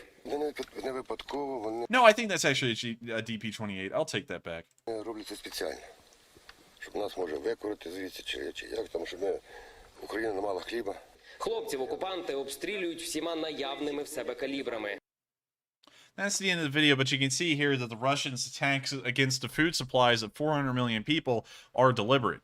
The burning of these fields we've also seen is literally a matter of firing at them. The Russians usually fire incendiary shells into these wheat fields, and at this time of year, with them being so close to being ripe and ready for harvest, the wheat is as flammable as it could ever be. And so the Russians fire a white phosphorus shell into the field, and then the rest is history. The field will burn, the crops are destroyed, and thousands of people could be deprived of food from a single field burning down.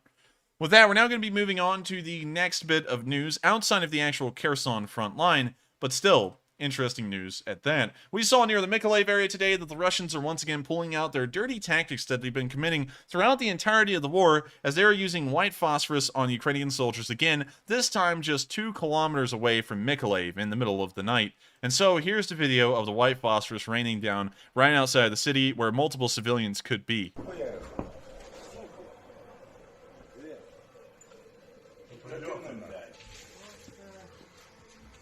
Сколько до нас не долетело?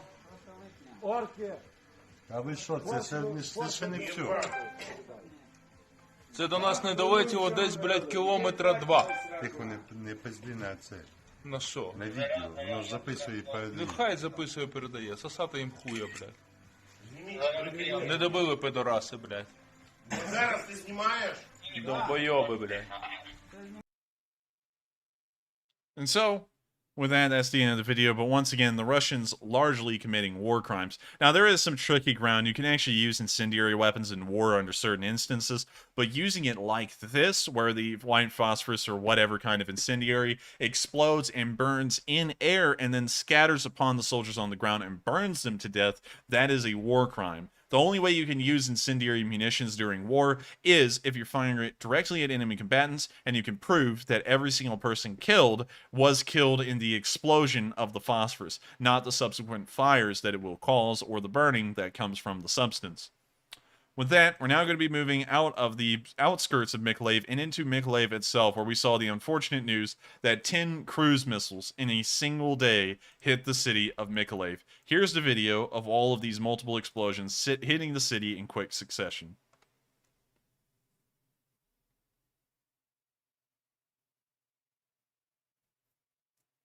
You can see the mushroom clouds of the previous cruise missiles to have hit, and we can see a brand new one forming right here.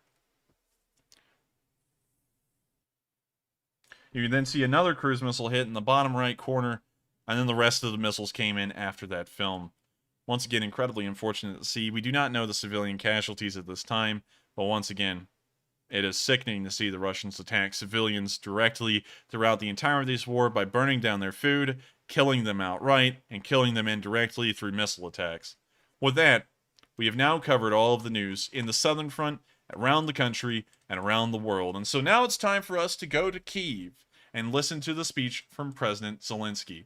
If you have enjoyed the stream so far, make sure to throw down LSA into the chat again to let everyone know that you are a member of this Lee Spring Army and you are proud to be pro-Ukrainian and also enjoy the Enforcers channel. And without further ado, here is the speech from President Volodymyr Zelensky, looking rather tired today also.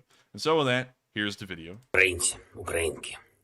Сьогодні Європейський Союз оголосив перші деталі нового 7-го санкційного пакету, який готується проти Російської Федерації, і завдання українських дипломатів зробити все для посилення цього пакету.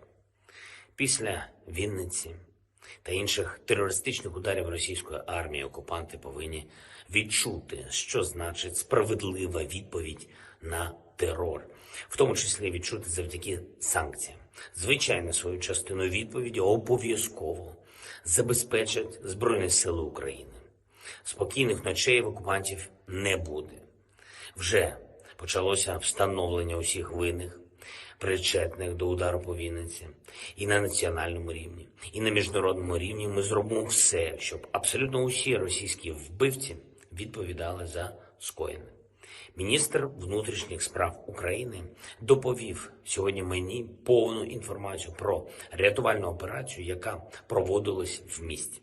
Загалом за медичною допомогою звернулось майже 200 людей.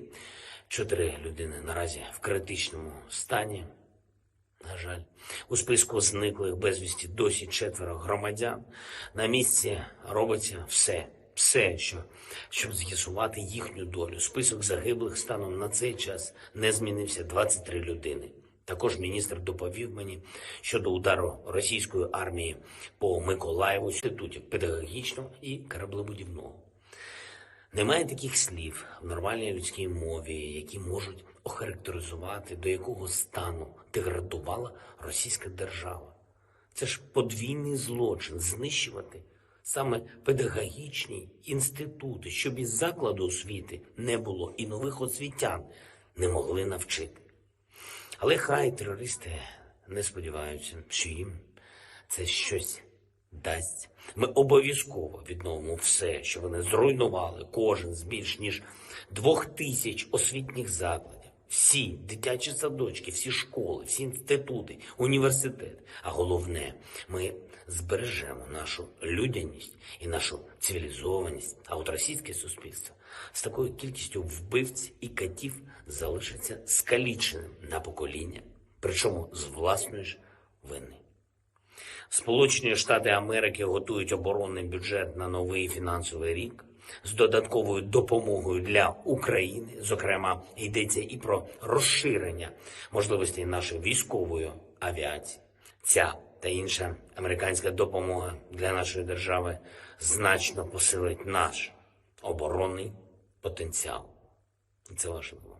Хочу ще раз висловити вдячність американському народу, президенту Байдену, Конгресу США за всю ту підтримку, яку ми отримуємо. До речі, тільки за останні 2 тижні в український бюджет було перераховано $3 мільярди від Сполучених Штатів Америки. Це дозволяє нам забезпечувати сьогодні поточні соціальні потреби українців. Америка дійсно є лідером в глобальному захисті свободи. Зараз, коли я записую це звернення, майже по всій території нашої держави повітряна тривога. Є попередня інформація щодо влучань Дніпро, Кременчук, Київщина. Окупанти усвідомлюють, що ми поступово стаємо сильніше, і мета їхнього терору дуже проста. Тиснути на нас з вами, тиснути на наше суспільство, залякувати людей, наносити максимальну шкоду українським містам, поки російські терористи ще здатні це робити. Тому я прошу вас, дуже прошу, вкотре раз, будь ласка, не ігноруйте зараз сигнали повітряної тривоги.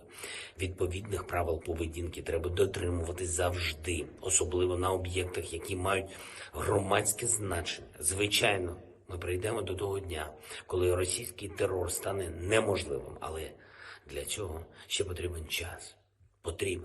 Ще потрібно боротись. І ми будемо боротись. Підписав сьогодні новий указ про нагородження наших воїнів. 242 учасника бойових дій відзначено державними нагородами. Вічна пам'ять усім, хто віддав своє життя за нас з вами, за Україну. Вічна вдячність усім, хто захищає державу. Нашу державу. Слава Україні! And with that, that is the end of the speech from President Zelensky. And that rounds out our day 142 news.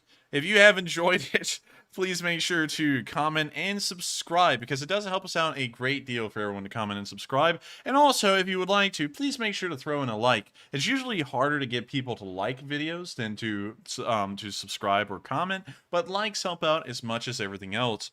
And so if you think that Zelensky's speech was good today, make sure to put "done" in the chat.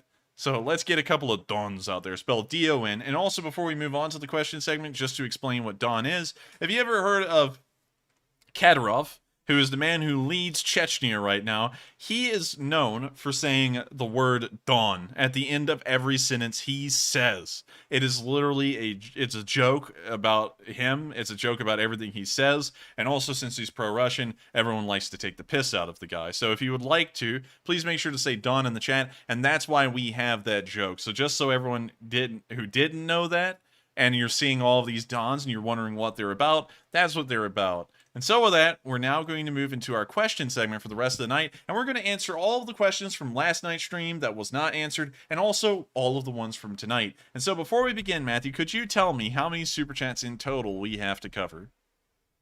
So let's see. We currently have just at 60 Super Chats to cover. Oh, all right. And with that, we're now going to move into the first question.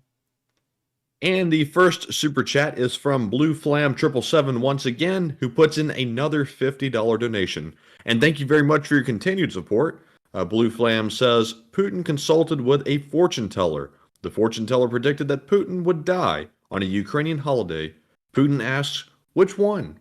To which the fortune teller responded, whenever you die, it will be a Ukrainian holiday. That's actually a really good one. I don't know if you came up... That was a deep one. Yeah, that was deep. That was really good. And I just had a terrible voice crack right there. But I gotta say, I thank you so much for the support and for the creative storytelling right there, because that is about one of the most in-depth, well-written jokes that we've gotten on the stream. The short ones are incredibly good and they're always hilarious, but that is about the most detailed one, and the delivery was on point. And so thank you so much once again for the support, and also for the funny little joke right there, because I would certainly agree that when Putin dies, it's going to become a national holiday in Ukraine. And with that, we are on to the next question, but thank you so much for the support once again. And up next, we have a $25 Super Chat from Duncan VR, who's going to try to put me through the ringer again. And here we go, Duncan. He says, Putin, when he showed his ugly sheep head, on the show, him talking BS, my PC screen cracked. Putin has a black belt in karate. Put him up against Chuck Norris to see who wins. Yeehaw. And so with that, I hope that answers your question, Duncan VR, so whether Matthew will do that or not, and he kind of did. And so with that, thank you once again for the support, Duncan VR. You've been a long-time channel supporter, and I hope you enjoyed Matthew's attempt at making noises. And so with that, we are on to the next question. And I'm not particularly good at the sheep sound, but I am good at yeehaws. So thank you very much for the support, Duncan. There you go. And Fortune's better at that one. But up next, we have a $25 Super Chat from KG, who says, I wonder why Ukraine isn't using artillery to launch napalm into these narrow tree lines, rather. They'd flush out all the troops in there into the clear.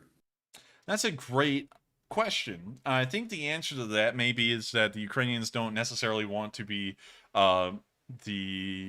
perpetrator of war crimes, because while it does make sense and soldiers do run from fire, what's to say that soldiers don't get caught in that napalm, I guess you could say, spray when it originally explodes, and then they get burned to death, and then the Russians could say they're war criminals, and they would actually have quantifiable proof of it. And that may be something that the Ukrainians are trying to avoid. They may also not have incendiary weapons to a large amount, and that may also be hindering them from using that or doing something similar. But that's actually a really good point. That is a great idea. The United States in the Vietnam War actually didn't use napalm to flush people out into the open. They would use Agent Orange, and a lot of people know about that now. It was a huge cancer-causing chemical, and it still is to this day, and a lot of people have suffered from it. But with that, I thank you so much for the support. It is a decent idea. It's just that the Ukrainians may have some limitations as to why they don't want to do that. But I hope we did answer that question fairly well, and thank you once again for the support. All right, and moving on to the next one, we have a super chat from Dieter Herford, who puts in a $20 super chat and says, "Can you give the money to the fundraiser on Sunday? I live in Australia." Yes, I will. Let me make sure to write that down as a note. Let's see.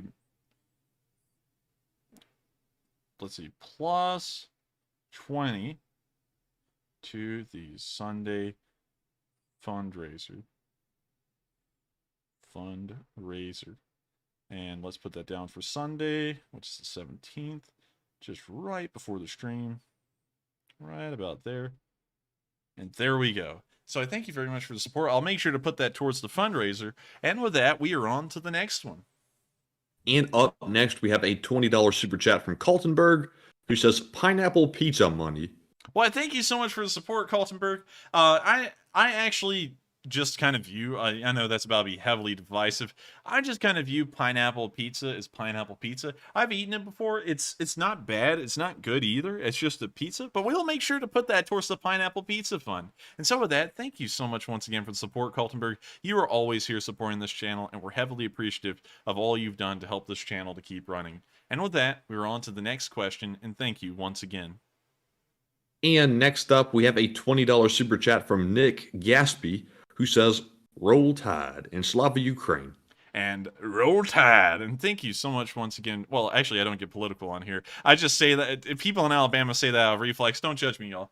I don't pick Alabama or Auburn. I don't even watch football. But in school, everyone just said roll tide. I mean, like, even if you were an Auburn fan, you just said roll tide, at least in my school.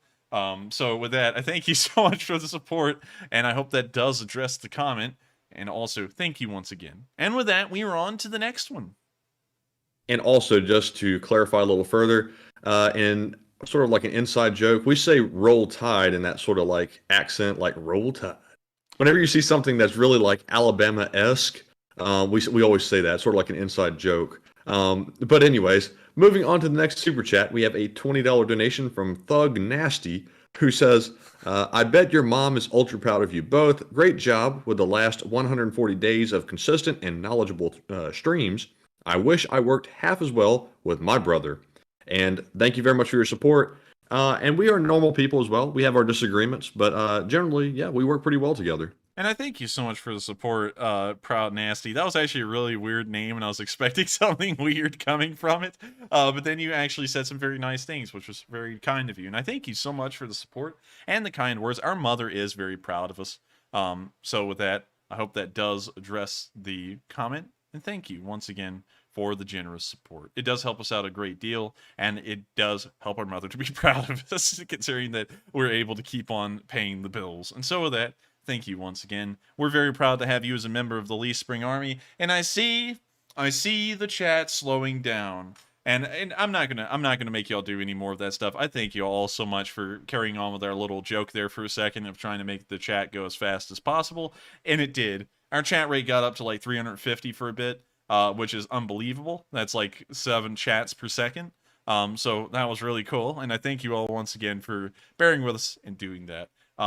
And so with that, we're going to move on to the next question, and thank you once again for your support, Proud Nasty. It does help us out a great deal. And up next, we have another Australian viewer who puts in a $33 donation. It is Cliff Mitchell, who says, "Also for the Sunday fundraiser from Australia." And I thank you very much for the support, Cliff Mitchell, and we're going to make sure to put that towards the fundraiser. But I would like to make a note to everyone that YouTube does take 30% of everyone's donations. And so if we do this often, like if people send in thousands of dollars of these things, we may go bankrupt. So just want to keep that in mind. Of course, we're going to always honor them if you do send them in and earmark them for the Sunday fundraiser. But just keep in mind that could come back to bite us and you know, make us not be able to pay the bills. But with that, I thank you so much for the support, Cliff Mitchell. We are going to make sure to do that. And with that, thank you once again for being a proud member of the Sleeve Spring Army and helping this channel to keep running. And if the least I can do is make sure to put that towards the Sunday fundraiser, we're going to make sure to do that. And so thank you once again. And with that, we are on to the next question. All right, and moving on to the next question. One moment here while I get back up to that spot on the spreadsheet. We have a $20 super chat from Carolyn, who says, such damage from Russian Black Sea missile capabilities, what is needed to take them out? Ooh, that's a tough one because there's really no way to actually take them out. And I know that sounds like a defeatist thing, but they're kind of just out there. You know, you see the anti-ship missile batteries on land could take them out if they get within range, but the Russian Navy is never going to do that because look what happened to the Moskva. The Ukrainians, wow, I stuttered through that. The Ukrainians do not have enough aircraft to be able to try and sacrifice them to launch air, air to ship, air to sea, air to ground missiles, I guess you could call them, against the ships at sea. And so, unfortunately, I don't think there's an actual way for the Ukrainians to be able to counter these ships in the Black Sea Fleet that continue to fire off cruise missiles into Ukraine. And so, as far as I know, there really is not a solution to that issue, but I hope that does answer the question. And I thank you once again for the support. It does help us out a great deal, and without it, this channel wouldn't be able to run. And so, thank you once again. It was very generous of you, and I hope that did answer the question, at least in my opinion. And I would like for everyone to know again, I'm not a know-it-all, and I'm not a be-all, has all that kind of stuff. I know a decent amount, I will say that, but I don't know everything. And so sometimes when I give answers like that, I'm going off of my knowledge of what I know, but sometimes it can be wrong. And I do admit occasionally when it's wrong, when people say, hey, I know this and it's that, and then we'll Google it and I'll be like, well, I'm wrong. So with that, take it with a grain of salt, but that is my opinion on what could be done against those cruise missile firing ships at sea. And so with that, thank you once again for the support. I hope that does answer the question. And with that, we are on to the next one. And next up, I want to give a shout out to Custom Science for putting in a $32 super chat. They don't leave a comment, but thank you very much for your support of the channel. And thank you for watching on this very interesting evening where the chat was going for 100 miles an hour for a good solid like 10 minutes, I think. But thank you very much for your support. And moving on, we have a $20 super chat from Gary Robbins, who says, days 1 through 7 were during the first week of the war. Days 8 through 14 were the second week of the war. In other words, days 133 through 140 were the 20th week of the war. Today is day 141. We are in the 21st week of the war. And to be clear, Gary sent that yesterday, so he was referring to yesterday. And I thank you so much for the support and so much for clarifying that, because once again, I'm not great at math, and of course I've lost track of time, and so I don't know if it was the 20th or the 21st week of the war. So thank you very much for clearing that up, and if you're here tonight, thank you for going through and doing that for us. So with that, I hope that does answer the question. And just to keep y'all in, because once again, the Lee Spring Army is a big unit, we are going to do something here in a second that...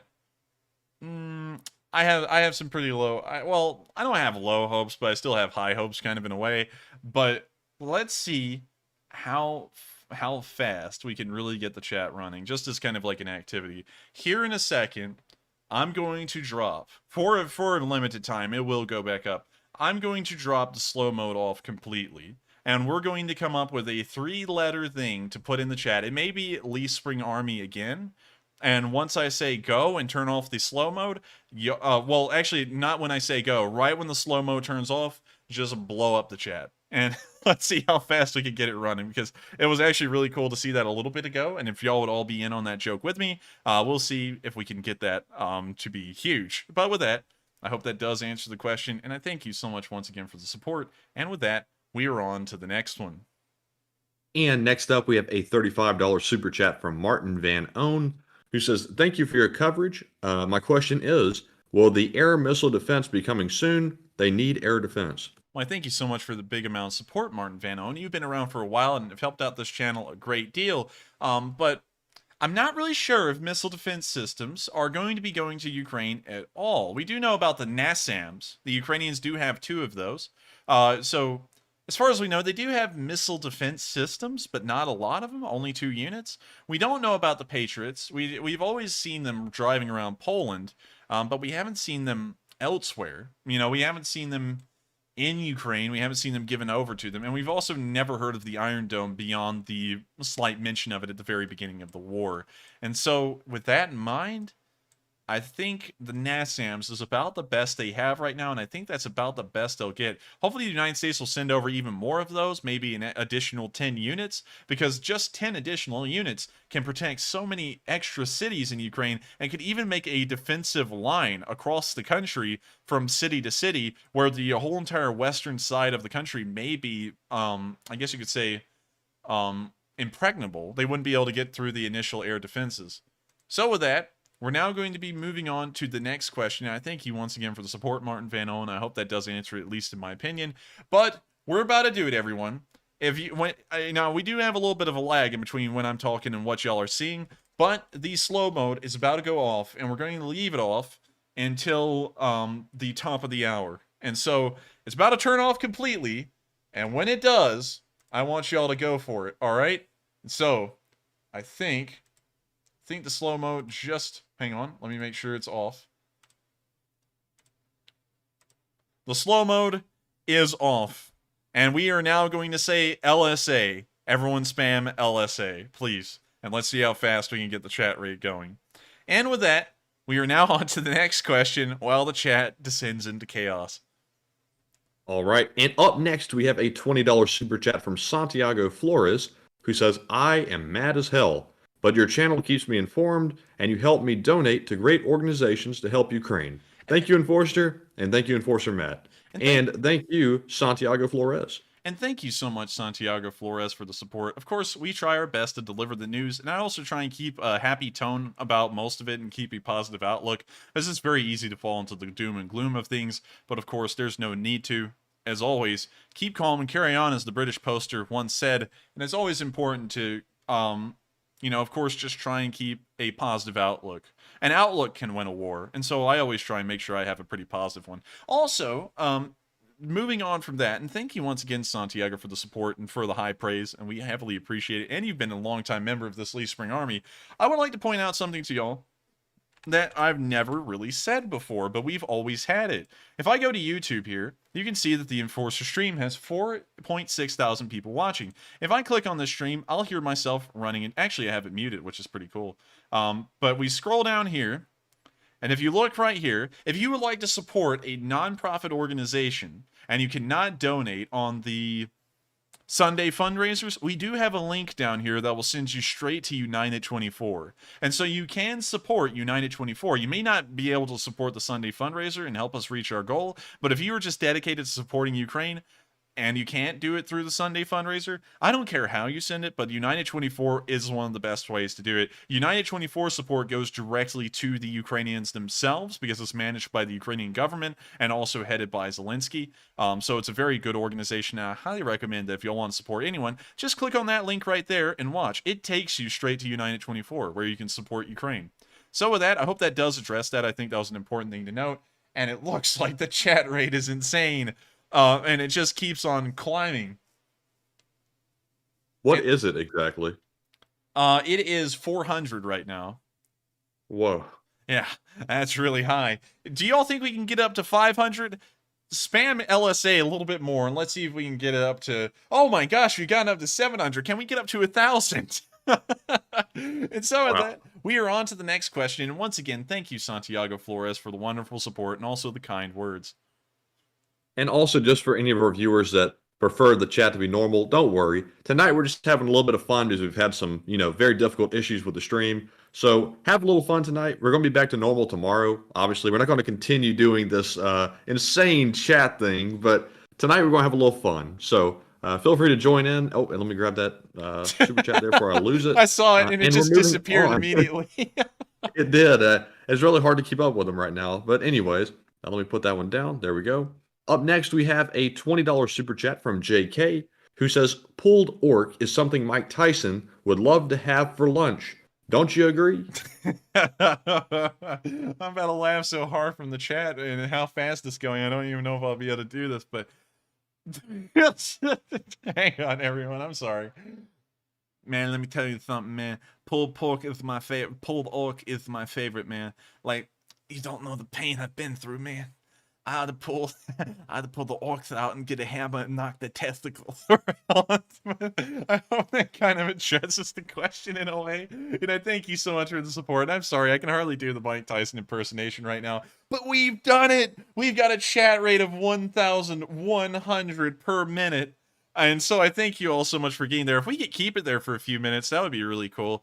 But with that, we're going to move on to the next question. I would agree. Mike Tyson would enjoy some pulled orc. And so with that, thank you so much for the support, and we are moving on to the next question. All right, and next up, we have a $20 super chat from Jonathan Stevens, who says, "Keep up the good work, guys." And thank you so much for the support, Jonathan. And we're going to try our best to keep up the good work. And I hope you're joining in the Lee Spring Army spam we're seeing in the comments. Also, and what's funny is that Matthew has to catch the super chats out of the live chat. And so whenever y'all are dropping one in now, the live chat's moving so fast, we see it pop up and then it just flies off screen within a half second. So Matthew's trying to catch them while they're coming in, which is hilarious. But with that, thank you once again for the support, Jonathan. I hope that does address the comment. And with that, we are on to the next one. All right. And up next, we have a $20 super chat from DD Lachuga, who says, "I want my message with Denny's and Operator Starsky to bring Chris that we met." Do you know what that means? Let's see. I want my message with Denny's and Operator Starsky to bring Chris. I'm not sure if DD meant to address that message to me or not. The end of it says that we met. So I'm not sure what that we met means, but I think they wanted their message to be read to Operator Starsky and Denny's, I think. We will, if Matthew, if you could make a note of that, we'll try and read it to them if they're on stream in the future, of course on July 24th.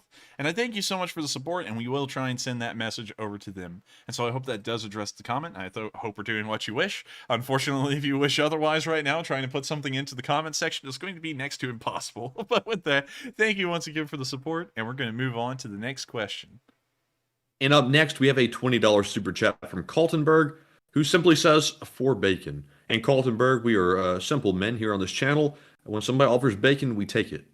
And of course, I thank you so much for the support, Kaltenberg, and our mother cooks up some delicious bacon. And with that, real quick, before I continue to address that comment, it's now the top of the hour, and so we're going to have to bring the chat back under rein for a little bit, and bring it back to normal. It's been incredible. Y'all have been wonderful down there, and y'all wouldn't believe it, but the chat rate has reached 1,300 messages a minute. And that's pretty freaking fast. I think we've had more chat messages tonight than in channel history, although we get like tens of thousands of them a night. So we're going to put slow-mo back on now. I know, it's kind of sad. We'll put it down to 20 seconds, though, to kind of keep things a little fun, I guess, for y'all. This is a special night. So with that, slow-mo's back on. I hate to do it to y'all, but we've got, I said at the top of the hour, we're going to stop it, and so sadly, we are. But with that, once again, Kaltenberg, we do love bacon. And our mom cooks up loads of bacon, and we just gobbled stuff up. And so thank you so much once again for the support, and we are going to make sure to get some bacon with it. So with that, thank you once again, and with that, we're going to move on to the next one. And next up, we have a $20 super chat from Phantom Shaman, who says, "Enforcer John Spencer, noted urban warfare expert, predicted the war will be over by December. What are your thoughts?"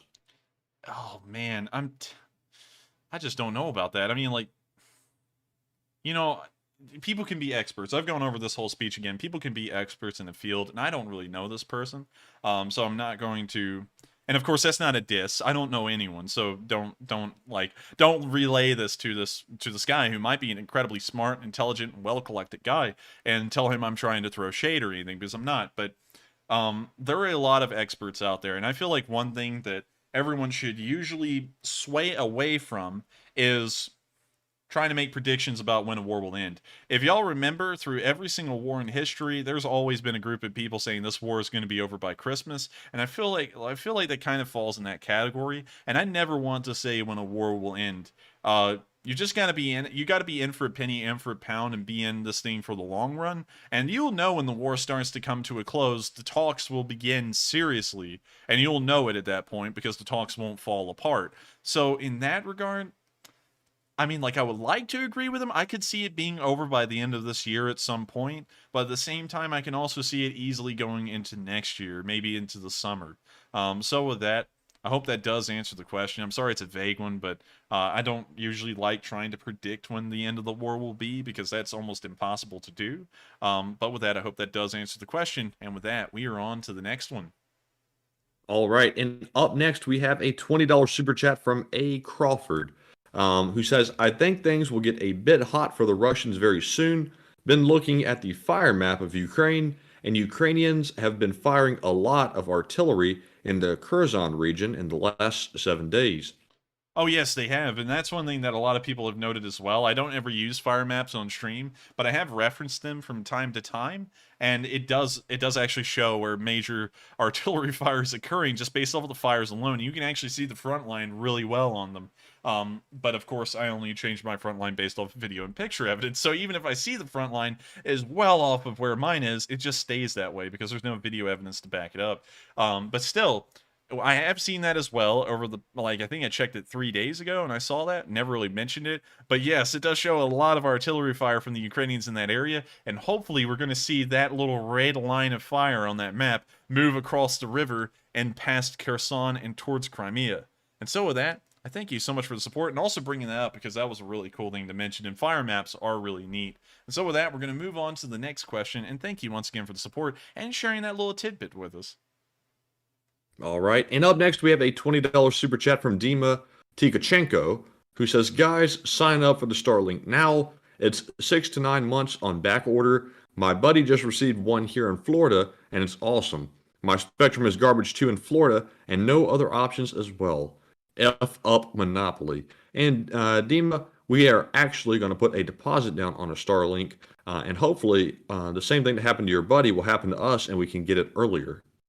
Yeah, that's a pretty good idea. You know, considering that I see that a lot of y'all are huge fans of sending in chats, I've got a great idea for y'all. I think this one might work, but it's going to count on all of you to do your part as soldiers of this Leaf Spring Army. Maybe y'all could all go to Elon Musk's Twitter, the thousands of you who watch this channel, and spam Elon Musk's tweets with give Starlink to the enforcer. Maybe he'll reach out to us. You know, because everyone always thinks that kind of stuff won't work. But I tell you something, if you write enough letters to someone, like thousands of them, you usually just get what you're asking for. And so if all of y'all could migrate over to Twitter for a little and just spam Elon's tweets with give the enforcer Starlink, maybe it'll happen. I don't really know, but of course, crazy things do happen, and with the Leaf Spring Army, anything is possible. I literally believe in y'all through and through. Like, that's no joke. With the Leaf Spring Army can do anything, and I've seen that in action before. And so with that, I thank you so much for the support. We are going to look into a Starlink and put a down deposit on one, but maybe with y'all's help, we can get one a lot faster than expected. And so with that, we're going to move on to the next question, and thank you once again for the support and the suggestion of Starlink. All right, and up next we have a $20 super chat from Fred Pinkzuk, who says, Slava Ukraini. And also, Pinkzuk, Slava Ukraini. And with that, I hope that does address the comment, and thank you once again for the support. And with that, we are on to the next one. All right, and just by the way, people, I saw somebody was saying that a person in the live chat was threatening to DDoS you. He was actually joking around and saying we brought on a DDoS attack ourselves by telling people to put LSA in the live chat. So he's actually just joking around. So it was all in good fun, but good looking out. And up next, we have a $20 super chat from Redwood Beard and also a $20 super chat from JK. They don't leave comments, but thank you very much for the support of the channel. And both of you are longtime viewers, so thanks for sticking with us. And up next, we have a $40 super chat from Praise Adonai, who says, Enforcer and Matt, shields up, Mr. Sulu. Warp speed ahead, and y'all are doing great. Keep it up, and will Iranian drones help Russia that much? Thank you so much for the support. And also, Matthew, me, at a time, were actually very big Star Trek fans as kids. Of course, when I say fans, my concept of being a fan is a little bit different than some other people's. Like, you know, most people, when they think of fan, like, they wear Star Trek shirts, like the red shirts, or, you know, with Star Wars, you dress up like a stormtrooper. My idea of being a fan is just liking the show, and that's about as far as my fanship goes with anything. So I just watched the show and enjoyed it a lot. I really loved the next generation out of all of them, but the original series was very good as well. The original series, of course, was the original, and so it holds a special place in a lot of people's hearts. And also, I just kind of find William Shatner as a person kind of funny. But with that, I thank you so much for the support. We are going to keep this up the best we can, praise Adonai, and I don't think the Iranian drones are going to help the Russians all too much. The only kind of weapons they can carry are Iranian-guided bombs, and they only have a range of about 3 miles, and so you have to get really close to your target to be able to hit them with these Iranian drones. And so I think that air defenses would be able to shoot them down fairly easily. And so with that, I hope that does answer the question, praise Adonai. Once again, that's just my opinion. Take it with a grain of salt. I don't know if those figures are accurate or not, but we're just going off of what's publicly known. So I hope that does answer the question, and thank you once again. And with that, we are on to the next one. All right, and up next, we have a $20 super chat from Dima Tikachenko once again, who says, we need to tweet at Elon and SpaceX and tell them how much you collected in donations for Ukraine and ask them to hook you up with a Starlink. It will be a good promotion for them as well. And I thank you so much for the support. Tikachenko, I think is the correct way to say that. I believe so. And so I thank you so much for the support, Tikachenko. And I actually reflected that in the stream before we heard that. I think I may have seen that, and subliminally that was in the back of my head as an idea after I read it. But that is a really smart idea, and I'd highly recommend for all of y'all to float over to Twitter and harass Elon until he gives us a Starlink, because that would actually fix a decent amount of our problems if the internet connection is as good as advertised. And so with that, I thank you so much for the support, Tikachenko. It's a very good idea, and hopefully with all of y'all's help, we can make it happen. And so with that, we are going to move on to the next question, and thank you once again for the support. Yes, and for legal reasons, please do not harass Elon, but please kindly ask him if he could donate us one of those Starlinks, if you could. But anyways, moving on to the next super chat, we have a $20 donation from William Allen, who says, I found a listing of 215 Ukrainian unit emblems in Wiki. Google Ukrainian military heraldry, and several sites come up. I am a United States Air Force historian, Master Sergeant retired. Woo! Well, I thank you so much for the support, William. And that's actually some very interesting tidbits to hear. I didn't know that there was a heraldry page anywhere on YouTube about that, but that is still very good news to hear, and so we will look into that and start using that in the future. Also, really cool to hear about your Air Force service as well. There's a lot of veterans that watch this. Surprisingly, for those of y'all who may not know, something like a 25%, 1 in every 4 of our viewers is a veteran of one form or another, or currently serving, which is really bizarre to me because I never thought we'd have that many veterans watching. But of course, I thank you all, to all of my veterans, so much for enjoying this channel, and I'm highly honored that y'all think my analysis and commentary on this war is of quality enough that y'all find it to be reasonable, sensible, and logical. And so thank you all so much once again for the support, and thank you for the suggestion as well, William, and your service. And so with that, we're going to move on to the next question, and thank you once again. All right, and up next, we have a $20 donation from Fight for Hope, who says, what will Putin do when the HIMARS smack him around and his army runs for the hills? There are crimes against humanity to answer for. He's not just going to give up. We've already begun the fourth turning. And I thank you very much for the support. And to answer that question, the HIMARS are already smacking around his soldiers a really good bit. Just in case if y'all know a lot of internet jokes, at least on YouTube, there was this phone recording that went around for a bit of a guy who was going to the clown motel, if y'all remember. Before I answer that question, I just gotta give you a little bit of an aside because something you said in there reminded me a lot about this. And the guy in the phone call was talking about, I'm going to take all of my weights, I'm going to spread them out, I'm going to pump iron for 3 days. And the clown motel owner said, oh, I don't think we want you here. You're not really sane. And so the guy said, oh, I had to come around there and knock you around a little. And so when he said the HIMARS was going to start knocking his soldiers around a little, I thought of that in my head. I thought of that guy saying, oh, I had to come down there and knock you around a little. So with that, now to answer the question, it's already knocking them around a pretty good bit. And there's really nothing that they can do, honestly. So they just kind of have to live with it. But at the same time, they are threatening that if they get the long-range rockets, well, the long-range missiles, and fire them at the Kerch Bridge, they will actually start attacking the West and go into outright war with them. So there's kind of a stipulation there, but really the by and large factor is that nothing's really going to happen. There's nothing that the Russians can really do about that. So with that, I hope that... Oh, there it is! The guy said it!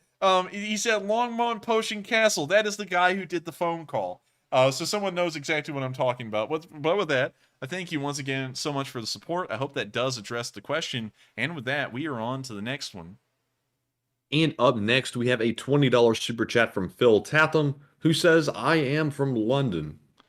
And thank you so much for the support, Phil. And also, that's really cool to hear. Now, that does not narrow down at all where you are. And so I know that you're very confident you're not doxing yourself, as almost like 8 million people live within London. Only 8,000 people live within the city of London right here. But in total, in the whole metropolitan area of London, around 8 million people live in there. And so I know you're pretty certain that no one will know where you're from. And so thank you so much for the support. And that is really cool to hear that we have viewers from London. And so with that, we're going to move on to the next question. And thank you so much once again for the support. And it is cool to hear that we have a lot of British viewers, along with Australians, New Zealanders, Norwegians, Icelanders, Poles, Germans, French. I don't think we have a lot of French, really. But anyways, you get the picture. And so thank you once again. And with that, we're on to the next one. And moving on, we have a $20 super chat from Mike Pattison, who says, just want to say your viewers appreciate your time and effort that you and Matt put into the channel. You kind of sputtered out there at the end. I just totally went this. And I thank you so much for the support and the kind words. And I'm glad that a lot of people do appreciate it, because I pour in a lot of effort into this daily. And of course, it is a great payoff to know that people actually enjoy what I'm putting effort into to try and deliver this news. So far, I feel like I'm doing an okay job. If I am doing a good job, just say yes in the chat. But it seems like I'm doing really good, because viewership-wise, we always have a lot of people who love to come back and listen to the news and be part of Lee Spring Army and help us to do all the crazy things we keep on doing, like fundraisers and going crazy in the chat and all that kind of stuff. It's really fun, and we've come a really long way together as a group. And so with that, thank you once again for the support and those kind comments. And with that, we're on to the next one. All right, and up next, we have a $20 super chat from Lee Spring Army, who says Russia and the Z fascists suffer from narcissistic personality disorder. From Putin to their media, they have become self-centered, lack empathy for everything, and crave attention. Blaming Ukraine is gaslighting the victim. I would agree. And that's usually been a common Russian tactic. It's not new with Putin. It's not new with any of the government officials he's been surrounded with. This is something that spanned back all throughout Russian history, and at some point in every single country's history, there have been people like this in charge. In the United States' history, surprisingly enough, it's not that common, which is kind of weird, and I guess that kind of attributes the United States to being a democracy. Usually you see less of those kinds of people in democracy, but there are plenty. One second. Excuse me. But there's been a lot of examples like that throughout history. And I would have to say that right now in Russia, they have about the lowest caliber of people you could ever imagine in charge of the government. And so with that, I hope that does address the comment. And thank you once again for the support and for that good observation. And with that, we are on to the next one. And, Enforcer, can you still hear me? Yes, I can. Let me check the OBS. Okay. Yeah, we're running fine. According to OBS, we were doing great. All right. So up next, we have a $20 super chat from William Allen, who says, I'm smoking bacon brisket this weekend. Pork belly smoked like brisket. Texas style, peppery. Whoop. Well, I thank you so much for the support, William Allen, and that sounds like good stuff. I don't know if you can mail brisket, bacon brisket, but if you could, we would eat it. And so thank you so much for the support, and that stuff, like no lie, sounds delicious, and I would love to have some. And so with that, we are on to the next question. And thank you once again for the support, William, and thank you for telling us about that delicious concoction. And with that, on to the next one. And on to the next one, we have a $17 super chat from Rustin Rott, who says, when do you think we will see the more modern Russian tanks, more than 1 or 2 T-90s? We have already seen them. T-90Ms have been spotted on the front. but one of them has already been destroyed, and those are in limited numbers. As far as we know, there's only 36 T-90Ms in Russian service, and if you're talking about the T-14s, you will never see those on the front lines, as all of the T-14s the Russians have right now are all still prototypes, and they're trying to iron out the problems that those prototypes are still facing. Some 7 years after they were originally unveiled to the world in 2015. And so with that, we're going to move on to the next question, and I hope that does answer that one, and thank you once again for the support. The most advanced thing you will see on the front lines will be T-72B3s, T-90As, and T-80 BVMs. And with that, we are on to the next one. And up next, we have a $16 super chat from Robert Johnston, who says, "You asked about fundraisers. I vote yes to continue, and one for the mother and family of the 3-year-old girl murdered by Putin would be a good one, followed by one to pay someone to dispense justice, if you get my drift." And thank you so much for the support. Those are some pretty good ideas. I don't know if we could find an individual fundraiser once again. Not to go through the whole Guide Star speech, but we are heavily limited by YouTube on who we can fundraise for. But I do thank you very much for the ideas. And while we're on the topic of fundraisers and fundraiser ideas, I would like to let everyone know something. We get approached by dozens of people, well, not dozens, but we get approached by people every day on the Discord channel about fundraisers, and I also get approached directly about them. And I just want everyone to know, because just in case if it comes up in the future, we do not do fundraisers for individual people that we knew nothing about until they talk to us and have no background as a nonprofit or anything like that. We are incredibly cautious about who we fundraise for, because there are a lot of people out there who will pretend like they're Ukrainian soldiers, or are going to pretend like they're going to do good for Ukraine, and we could fundraise for them some $20,000, and there is no guarantee at the end of it that they won't just disappear off the face of the earth and never return. We actually had something like that happen on Discord today, and regardless whether that person was a real Ukrainian soldier or not, we have no way to verify that. And so we run our fundraisers through the YouTube Guide Star program because we know that that's very safe. They use vouched for, verified, and tried and true nonprofits that we can pick that are supporting Ukraine, and all of the accounts and the money is directly managed by YouTube and then handed over to the nonprofit that we selected. So there's absolutely no way that a scam could be conducted. It's incredibly safe, and for that reason, that is the only way we'll ever run fundraisers on this channel, because I don't want any of y'all to get scammed and then us to pretty much have facilitated thousands of people getting scammed out of tens of thousands of dollars, because I would feel terrible doing that. And so that's kind of how we run our fundraisers, because we get guilt tripped by these people, and that's what annoys me the most, is that they don't understand, well, they probably deliberately don't understand, because they probably are scammers, that we aren't fundraising for individuals. I had someone approach me one time and say, "Hey, if you ran a fundraiser on Sunday for $20,000, I'm going to buy a drone and fly over to Ukraine and use it to destroy Russian tanks." I was like, "Yeah, sure, bud." I was like, "You really think I believe that for a moment? Like, you could be some guy in the United States, Sri Lanka, China, you could be in the Czech Republic, you could be anywhere, and we raise this $20,000 for you, give it to you, and you disappear off the face of the earth. You never buy the drone, you never go to Ukraine, and everyone just blew $20,000. So that's why we don't fundraise for anyone we don't know. Well, that's a bad way to say it. We don't fundraise for individuals. We fundraise for organizations, which then help out masses of people in Ukraine. And so with that, I hope that does kind of address that for a second, because if we get approached on Discord, and this is kind of a rule we have on Discord, if anyone approaches us about a fundraiser for themselves, we immediately put them on a watch list, pretty much, because at that point we say no, and then they always get hostile and they're trying to push through some kind of fundraiser of some sort for themselves, and that is something we are never going to do. And that's just how we run. It keeps everyone that watches our channel safe, and it makes sure that we have accountability of who the money's going to, and make sure that it actually helps out Ukrainians instead of going to some kind of scammer. And so with that, we're going to move on to the next question. And thank you once again for the support, and we will look into seeing if there is a fundraiser like that out there somewhere that is vouched for on the Guide Star program. And so with that, we're going to move on to the next question, and thank you once again for the support. And the next question is from Lada Perchal, who puts in a $15 donation and says, "Hello guys, here's my question. This looks like a World War I, like 1917 or 1918. Who do you think is Germany?" Could you reread that one real quick? Yes, they said this looks a lot like World War One, and who do you think is Germany?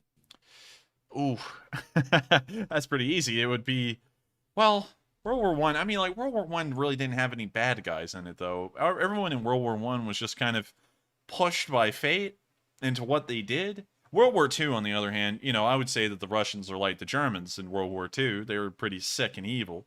But World War One, there was really no bad guys in World War One, and you know that kind of sounds weird, kind of sounds crazy, but Germany kind of entered that. You know, if we go through the whole reason why World War One started, it's incredibly convoluted and takes a long time to explain. But to run it all down into just the general overlay, there were no bad guys in World War One. So if Germany was anyone, they wouldn't be anyone right now that I could think of. So with that, I hope that does answer the question, and I thank you very much for the support. Sorry it was kind of a letdown there, but World War One really had no bad guys like we're seeing in this war. And so with that, we're on to the next question, and thank you once again for the support. And up next, I want to recognize a $10 donation from Patrick Sheehan. Thank you very much for your support of the channel. It is very much appreciated. And up next, we have a $10 super chat from Big Tex, who says, "Rest assured, I'll share any half-decent government cheese video on Facebook and Twitter any day of the week." And thank you so much for the support. Could you reread that last part again real quick? Because I saw someone talking about addressing the word lame, which I think we will actually have to do here in a second. But All right, and yes, they said, "Rest assured, I'll share any half-decent government cheese video on Facebook and Twitter any day of the week." Well, I thank you so much for the support, and I'm glad that you are a cheeser. We, of course, are going to be putting out that video on Monday again, just letting everyone know there is going to be an Enforcer video out on Monday. It's 5 minutes long. It's about government cheese. I've heard a lot of people were on it, and a lot of people are probably really interested in a little history about government cheese, and we have a 5-minute video explaining it. This is no kind of like thing in the works. It's not going to be a might happen kind of thing. The video right now is sitting in a video editor completed. It's done. All we're waiting for is for Monday to roll around at 10 p.m. Eastern time for us to put it on a premiere and then show it to all of y'all as the cheese video. So I hope y'all enjoy it. It's going to be fun, and I hope y'all share it around and show it to your friends, because if it's successful, we're going to continue on with those kinds of videos, and we're going to cover all kinds of topics all around the world about all kinds of different and interesting things that hopefully a lot of people will be interested in. And so with that, we're going to move on to the next question, and thank you so much for being a cheeser. And with that, we are on to the next question. All right, and next up we have a $10 super chat from Sweaty Chungus, who says, "Put that little girl that got blown up back on the screen and run the poll on whether or not we should run fundraisers for Ukraine. We can definitely do more." And I thank you so much for the support. That is a pretty true point. Sadly, I don't know if you're talking about the actual pictures of her demise or the video that happened moments before. We certainly could not show the pictures of her demise on screen. Those are a little too graphic, sadly. Well, really, fortunately, I don't really know how to explain that. They're too graphic, though, and we don't really show that kind of stuff here on this channel. But I could show the video of her moments before she was killed and then show the aftermath. We may do that as a special thing on Sunday to garner support for the fundraiser, because I think that it is an important point, and I think it is a major emotional mover to actually show what these fundraisers are helping to cause less of, which is this kind of suffering and death. And so with that, I thank you so much for the support. I hope that does address the comment. And with that, we're going to move on to the next question. And thank you once again. And next up, let me recognize a $10 super chat from Jonesy, who does not leave a comment. And Jonesy, thank you very much for your support of the channel. And moving on, we have a super chat from Jack Ray, who puts in a $10 donation as well, and says, "I heard that C Spire is expanding gigabit internet service into Alabama. Maybe that is an alternative for that other company that you said is troublesome."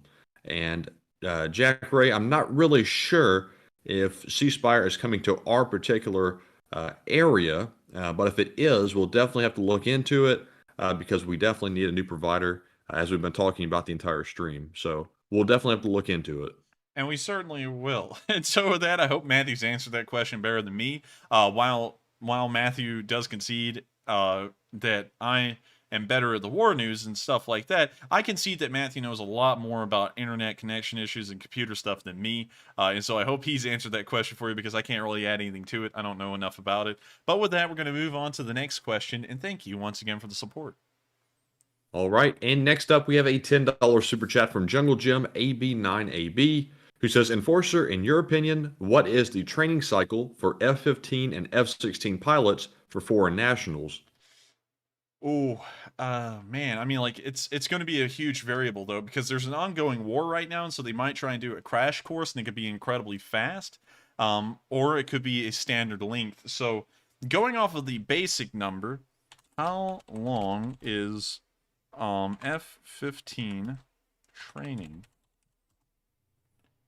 It is about 6 months, but I feel like if you compress that down over a rapid period, you could probably get that done in about 4 months, most likely. That would be a 30% reduction, a 33% reduction in training time. And I feel like that's something that the U.S. would probably do, is accelerate the training and try and get them back to Ukraine as fast as possible. So it would most likely be a 4-month turnaround time. But then again, that's my opinion. I'm not sure if you can compress a flight training class like that. I feel like it's possible. But then again, I've never gone through the training myself to see how difficult it is, how time consuming it is, or anything like that. So I hope that does answer the question, at least in my opinion, but take it with a grain of salt, because that's made off of a lot of assumptions. So with that, I hope that does answer the question, and we're on to the next one. And up next, we have a $10 super chat from Mustang6, who says, thank you for your historical daily documentary. Your humorous commentary is refreshing. Having said that, you got it wrong last night about the National Guard Weekend Warrior punchline. Well, thank you very much for the support. And also, I'm glad that you do enjoy our humor and stuff. And I think I don't know how the Ukrainian National Guard is actually constructed, but here in the United States, I'm sorry. I think it may actually be the National Guard and the Army Reserve that are the quote-unquote weekend warriors. I actually think it's more so the Army Reserve than the National Guard. But still, I was just making a little joke. Don't take it too personally. Of course, jokes are jokes. Sometimes they take a jab at a certain group. But we're not trying to, of course, belittle anyone or make them feel dumb or anything like that. It's just a joke. But I thank you very much for the support. And I hope that does address the comment. And with that, we are on to the next one. All right. And up next, we have a $10 super chat from Shine W, who says, I had leftover Spam and potato casserole today. Ouch. Here's for the Starlink Fund. And I'm not really sure what to say. I think I can say, sorry for that, because that's sad you had to eat Spam. Well, thank you very much for the support. I'm glad to hear that you ate some Spam today. It's always good to eat Spam. Spam is very healthy. Oh, I'm just kidding. It's not healthy, but it's very good, at least in my opinion. And I thank you so much for the support, and I hope you've had a fun day today, and I hope that Spam casserole was just adding on to it. And so with that, thank you so much for the support. I hope that does address the comment. And with that, we are on to the next one. And thank you so much for being a longtime member of the Lee Spring Army. And with that, we are on to the next one. Yes, indeed. And up next, we have a $10 super chat from Michael, who says, Enforcer and Matt, do you guys utilize the NASA Firms map by chance? It's a great tool and would be really nice to add to the stream during your recaps. May speculate Kherson blackout progress. That's a very good idea. That's something that we've thought about doing, is integrating onto the stream. We've known about it since the start of the war, and I reference it here and there. I think the last time I referenced it was like 3 or 4 days ago, but I don't know if we want to include it, because if you do notice, we usually run these streams for an incredibly long amount of time, as is, and so adding anything to it is just going to add to the runtime. And of course, people have to sleep. A lot of our viewers are American, and so it's very late at night for most of them, and I don't it's very hard, because it's kind of like trying to balance an actual time slot now on like a TV show. And so I'm not really sure if we'll be able to include that, but it is something that we've been thinking about. And if we see a lot of popular requests for it, we may try and include it somehow, although I'm not really sure how we would do that with how long these streams are already running. And with that, I thank you so much for the support. I hope that does address the comment. And with that, we're going to move on to the next question. And just before we move on, how many questions do we have left, Matthew? So we currently have, let's see here, just under 40 super chats left. Really? Really? Dang. And with that, we're on to the next one. And I just saw Shine W say in the chat, Spam, ugh. So they did not want to eat the spam. So yes, I did mean it. I am sorry you had to eat the spam, and I hope that you have more potato casserole next time, because spam, no, no, no, no, no spam. But anyways, without getting onto that topic, because it can go into a rabbit hole, we are moving on to the next super chat, which is from Compound David, who puts in a $10 donation and says, "Here is an Andrew Jackson for your 2032 run for president." Well, I thank you very much for the support, but it's not 2032, it's 2040. We got to run in 2040, because I won't be old enough until then. But I do thank you very much for the support. We will put that Andrew Jackson towards my election campaign in the future, although that's so far away, I can't even mark that as election stuff. But with that, thank you so much once again for the support. I hope that does address the comment. And for all legal reasons, we are not planning on running for an election anytime soon. I'm not even legally eligible to do that right now because of my age, but I do thank you so much once again for the support, and we will remember all of the Lee Spring Army when I run for president, and hopefully I'll make the entire country proud. And with that, we're going to move on to the next question, and thank you once again for your support and your vote. All right, and real quick, let me give a shout out to Devin Betterton and Sharon Tukolsky for each putting in a $10 super chat. And thank you very much for watching the channel. You are both longtime viewers, along with many others tonight, and we appreciate your support. And moving on, we have a $10 super chat from Vance Hicks, who says, "North Carolina here, chipping in to keep y'all running, and I will be back on Sunday to chip in on helping the Ukrainian folk." Well, I thank you so much for the support to our channel and the fundraiser. Of course, we hold the fundraisers in high regard, and I have tried to reach out to Le Monsieur Beast and see if he will help us out on July 24th in one way or another. That will be our 20th fundraiser, and I'm going to try and make it a very big deal. Hopefully it will work. If it doesn't, I guess that's okay. I've actually been thinking about that Sunday doing something...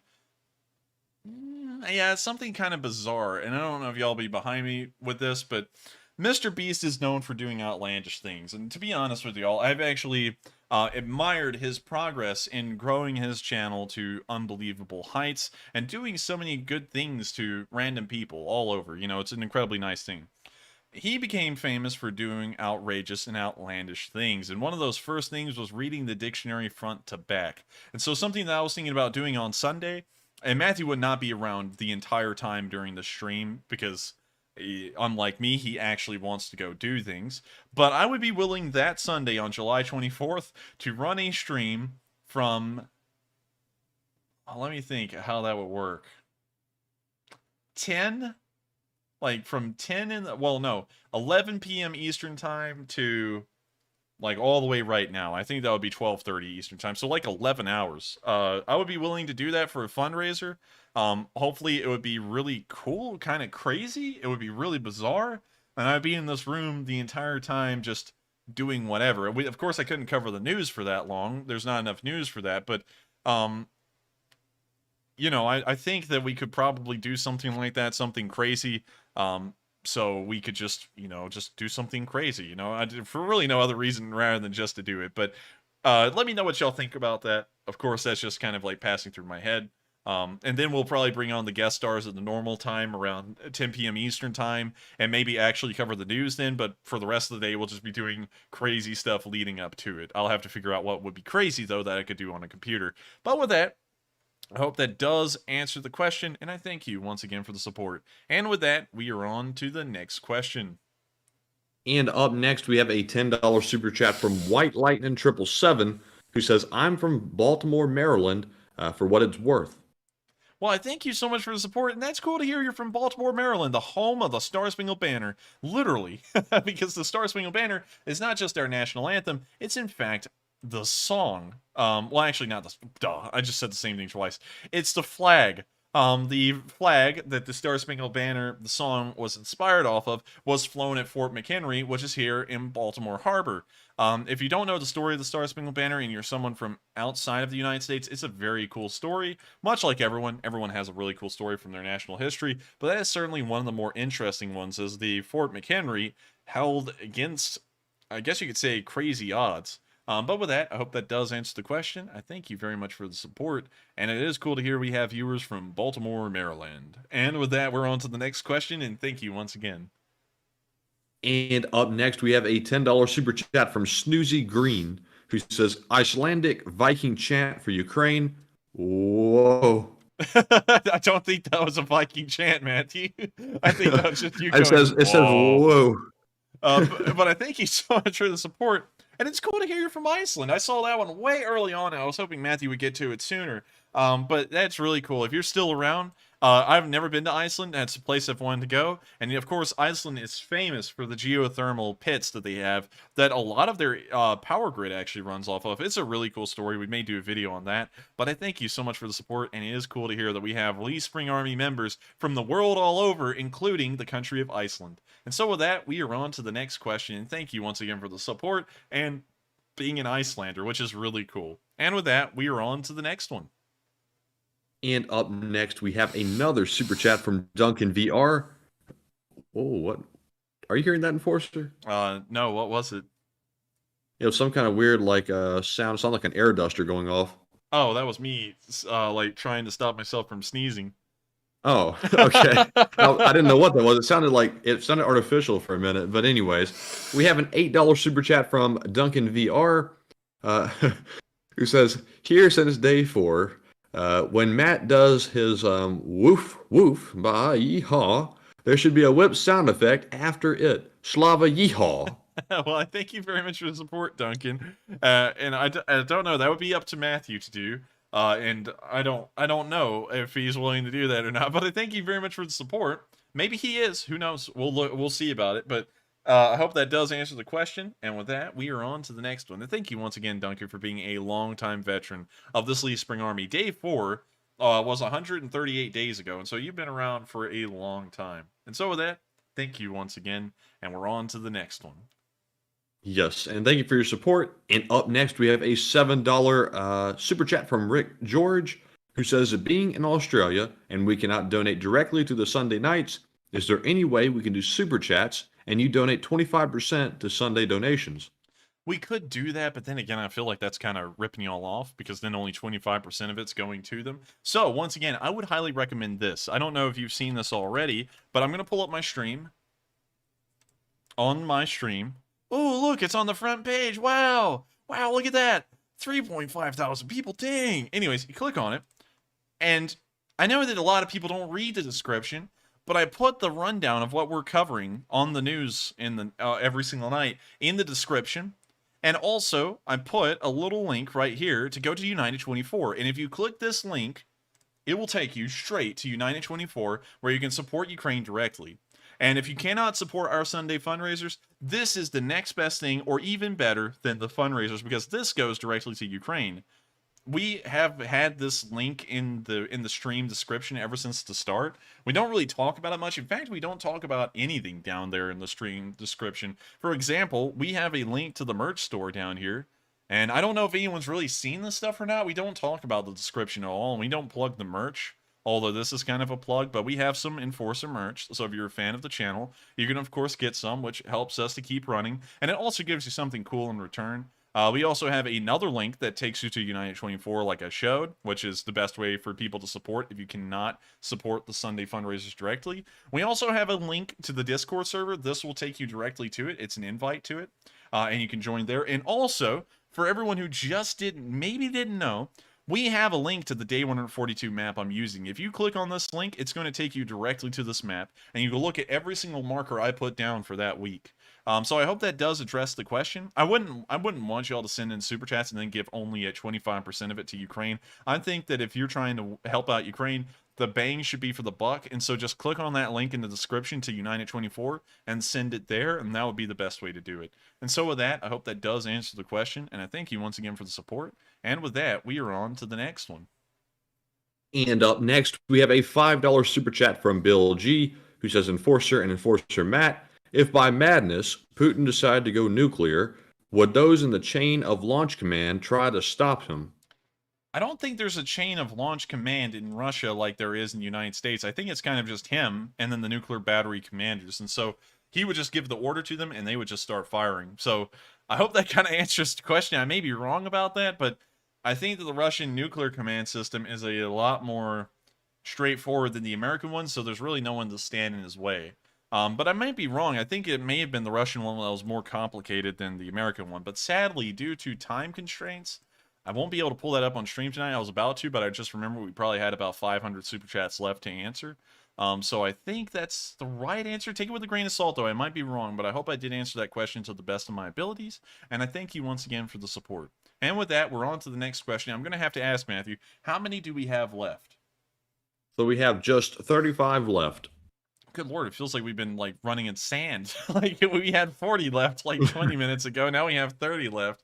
Well, 35, I think. But with that, we're on to the next one. All right. And up next, we have a $5 super chat from Teresa Bass, who says Slava Ukraine. And Teresa, thank you very much for your support of the channel, and thank you for watching. And up next, we have a $5 super chat from Tito McLovin, who says Enforcer are the 155mm shells fitted with M1156 guidance kits. They are like JDAM kits for artillery shells. It's a cheap solution and no flyers. Unfortunately, I'm not entirely sure about that, and due to time constraints, and I hate to say this now because we are really going to start running out of time right now, but I don't think that is... I don't really know about that, honestly. I'm going to have to just declare ignorance on it because I don't know if that's possible or not. But I thank you very much for the support. I'm sorry I can't really answer that question. I kind of am ignorant about that. I don't know the details about it, so I couldn't really answer that anyways. But also due to time constraints, and there's so many questions, and there's still some coming in. I don't even know how many live chat questions we'll be able to answer tonight. But with that, thank you once again for the support. I hope that does answer an answer about my ignorance in a way. And with that, we're on to the next one. All right. And up next, we have a $5 super chat from Koala Resistance, who says, should Ukraine receive a Statue of Liberty with a javelin pointing towards Russia after the war? That would be a really good idea. That's actually pretty cool. I would support that. But they already have one in Kyiv. It's like this statue of I don't know what it's specifically called, but they already have a pretty big statue in Ukraine that looks like the Statue of Liberty in a way. And also Russia has one of their own at Volgograd. It's called the Motherland Calls, which it's right here, actually. It's right there. And if you pull up a Google map, you'll be able to find it. It's huge. It's actually way bigger than the Statue of Liberty. But with that, I hope that does answer the question in a way, and I thank you so much for the support. And with that, we are on to the next one. All right. And up next, we have a $5 super chat from Yoquin546, who says, keep up the great work, guys, and Slava Ukraine. And thank you so much for your support. We're going to try our best, and Slava Ukraini. And with that, we are on to the next one. And up next, we have a $5 super chat from Critter John, who says, when will you do a collaboration with Operator Starsky?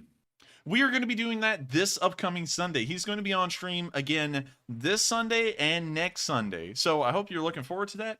He will be our only guest star this Sunday, but hopefully we can pack the room on the July 24th day and hopefully have the man, the myth, the legend, Mr. Beast on here. Just in case y'all don't know who he is, he has like 98 million subscribers right now. He's close to 100 million. So I don't know what the chances are of actually getting him on here. I feel like they're pretty slim to none. But if he was able to come on here or at least give our channel a shout out, I know that would help out our fundraiser a massive deal, which is of course what I'm looking for. And so with that, I hope that does answer the question, and thank you once again for the support. And with that, we're on to the next one. And up next, we have a $5 super chat from Kristen Adams, who says the United 24 website reports donations have provided tactical underwear. Can someone please tell Zelensky about going commando? Well, thank you very much for the support. And I don't think the Ukrainians are so uncivilized that they would go commando. I mean, it's not an uncivilized thing, but at the same time, think about all of, like, the uncomfortability of men running around with no underwear, the zipper. You know, if you're a man, you know what I'm talking about. Like, that's okay to a point, but it's not really preferred for me. I'd rather much like my underwear, and so I hope that kind of addresses that comment a little bit. I think he knows about it, but I still think he wants to provide a level of comfort and at least some I don't know what to call it, but at least a level of comfort to the Ukrainian soldiers. So with that, thank you so much for the support. I hope that does answer the question. And I just saw Lieutenant Head say, does Mr. B support Ukraine? And yes, they've already sent over millions of dollars in aid to Ukraine. And so I don't know if he would be willing to partner with us or not, considering he's kind of already checked that box. Well, way better than we could have. But still, I'd be really happy to, because, you know, and that would just be cool. And so with that, we're going to move on to the next question. I hope I've answered both of those. And once again, thank you so much for the support. And moving on, we have a $10 super chat from Krister Peterson, who says, Jaha. Jaha. And thank you very much for the support. And with that, we're on to the next one. All right. And up next, I want to recognize a $5 super chat from Suzanne B and a $5 super chat from Mike. So thank you very much to both of you for your support of the channel. And we are now moving on to a $5 super chat from Jonesy, who says, shout out to everyone who has watched all the Enforcer streams in the last 24 hours. Well, that's a lot of them. And I thank you very much for the support. And of course, a huge shout out to all of y'all who are dedicated members of the Sleeve Spring Army, pretty much just loyal to the end.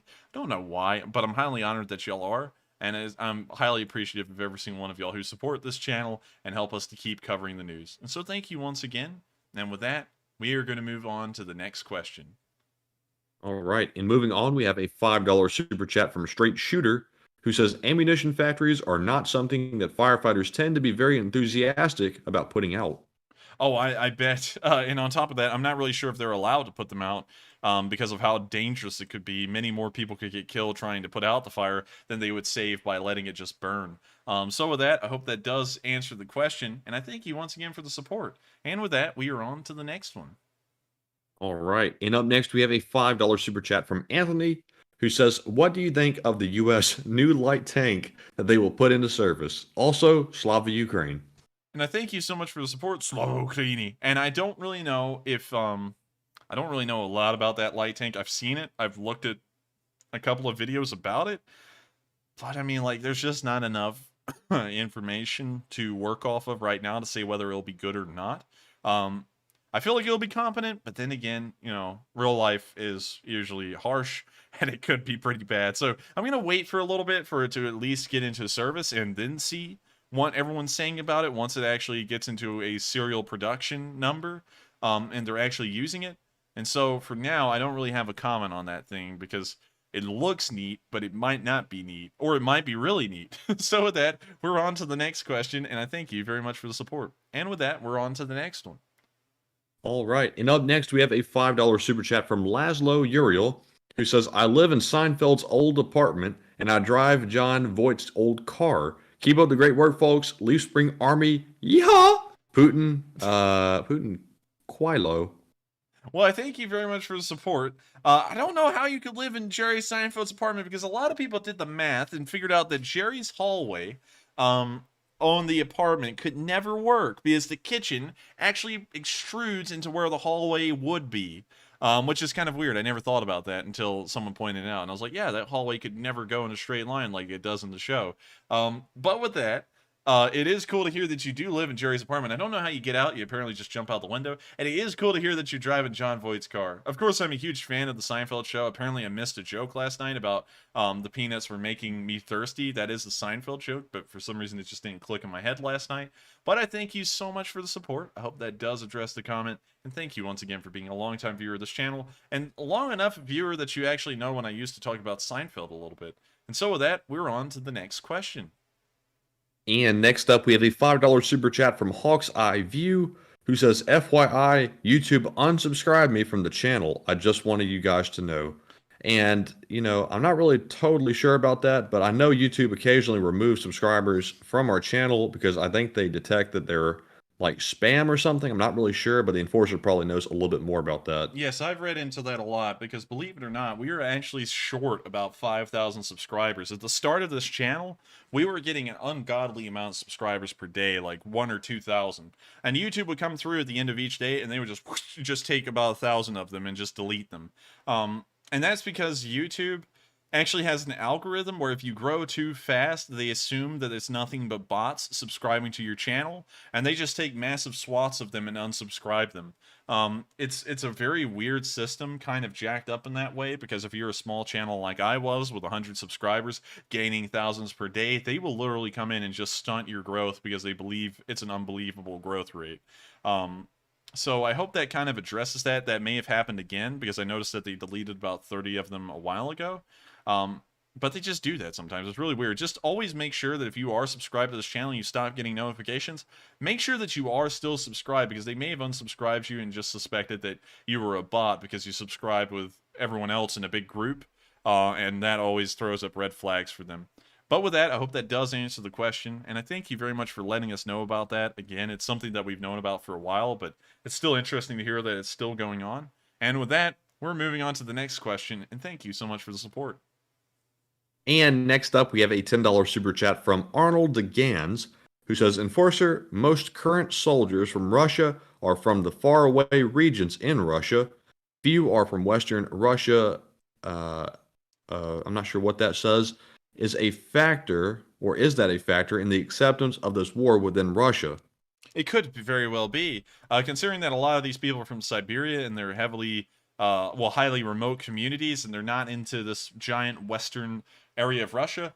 The people who actually make up the majority of Russia's population are not even noticing a change in their lives. And the people in Siberia are so disconnected from each other distance-wise that if there are any uprisings out there, you can put them down pretty easily with soldiers from Western Russia that have never been put into the war. And so in that perspective, although that's a lot of assumptions involved with that, I would highly agree that may be the reason why a lot of Russians in Western Russia just support the war through and through, is because they're not actually seeing any effects from it rather than the economic ones. And so with that, I hope that does answer the question, and I thank you very much for the support. And with that, we are on to the next one. And next up, we have a $10 super chat from David Bacco, who says, I love what you guys do, and this is for some coffee. Slava Ukraini, and of course, yeehaw! And thank you very much for the coffee. We're going to make sure to get some, and also, Slava Ukraini. Also, a lot of y'all might be wondering, why am I trying to... as someone said, it's a marathon when I said we're going to have to speed up the question answers.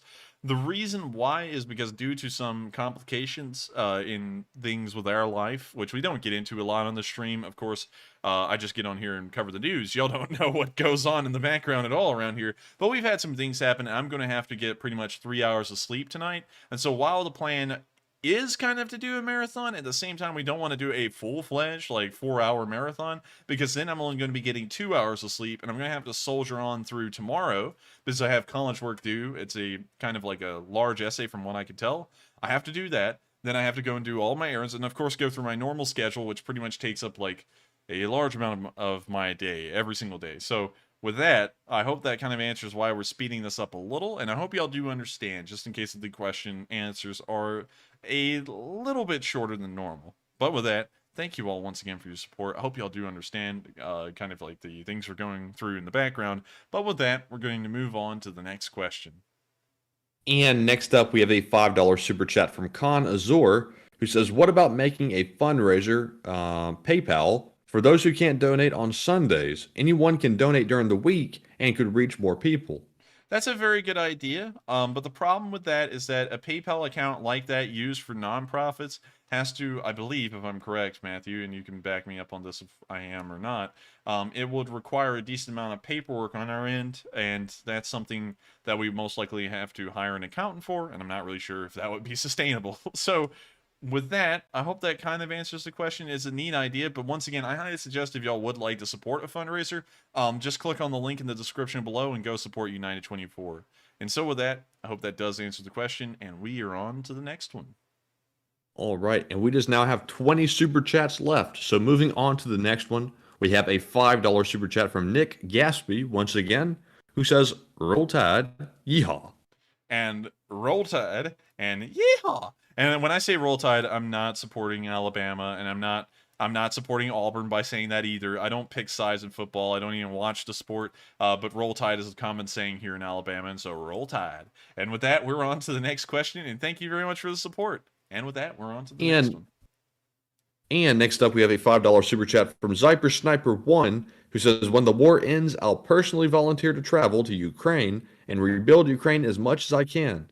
Slava Ukraini, and much love from Norway. And Slava Ukraini. And I thank you very much for the support, and I hope that you do make it to Ukraine when the war is over and help to rebuild the country. There's going to be a lot of people doing that. There's a lot of people around the world that are chomping at the bits to get there and start doing that, and I hope it's incredibly successful when it happens, and that Ukraine pretty much gets rebuilt into a modern country like Poland, which has really come far away from Soviet times. And so with that, I hope that does answer the question, and I thank you very much, well, answer the comment, and I'm very grateful for your support, and also, you're a long-time channel viewer, and we appreciate you for that, and being a Leaf Spring Army veteran. And with that, we are on to the next one. And next up, Mr. Lunchtime pays us a visit and donates $5 and says, gentlemen, sorry I'm late. Here's a few bucks for dinner at Tasty, and that's it. Cheers from beautiful Crescent City, California, and stay toasty, my friends.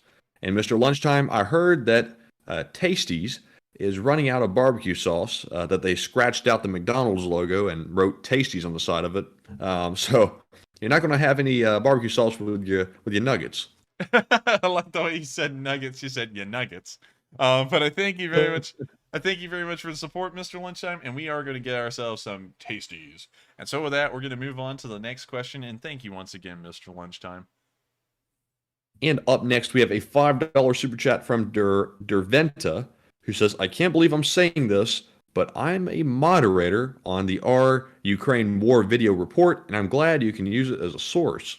Well, thank you so much for the support, and it's really cool to hear from the moderators over there. Y'all have been doing an incredible job making sure that the news that's put out on that little Reddit is good, and I use that as one of my preferred sources of gathering up my news for the day. So I thank you so much for being a moderator over there and helping me to be able to look through the news very easily. I just wish that there was more of it, because y'all may have noticed as well, there's only about 16 bits of news that comes out on that subreddit daily now, and there used to be a lot more. I just feel like it's because activity is becoming harder and harder for civilians to film because the war's become more solidified, but I just wish there was more. But of course, y'all are doing a great job curating the amount y'all have right now, and I thank you so much for all of the efforts y'all have done, because without it, it would be very hard for me to be able to compile the news here. And so thank you so much once again for the support, and with that, we are on to the next one. And up next, we have a $4 super chat from NOYDB, who says, Leaf Spring Army from Birmingham, AB, proud of my tooth, just one. And which star systems show signs of life? Well, thank you very much for the support. I don't know which star systems show signs of life. I don't know if that's a trivia question or a question seriously asking me to answer it. I wouldn't know. As far as I know right now, it doesn't really seem like there's a lot of life out there, and if there is, it's so far away from us, we haven't been able to find it yet.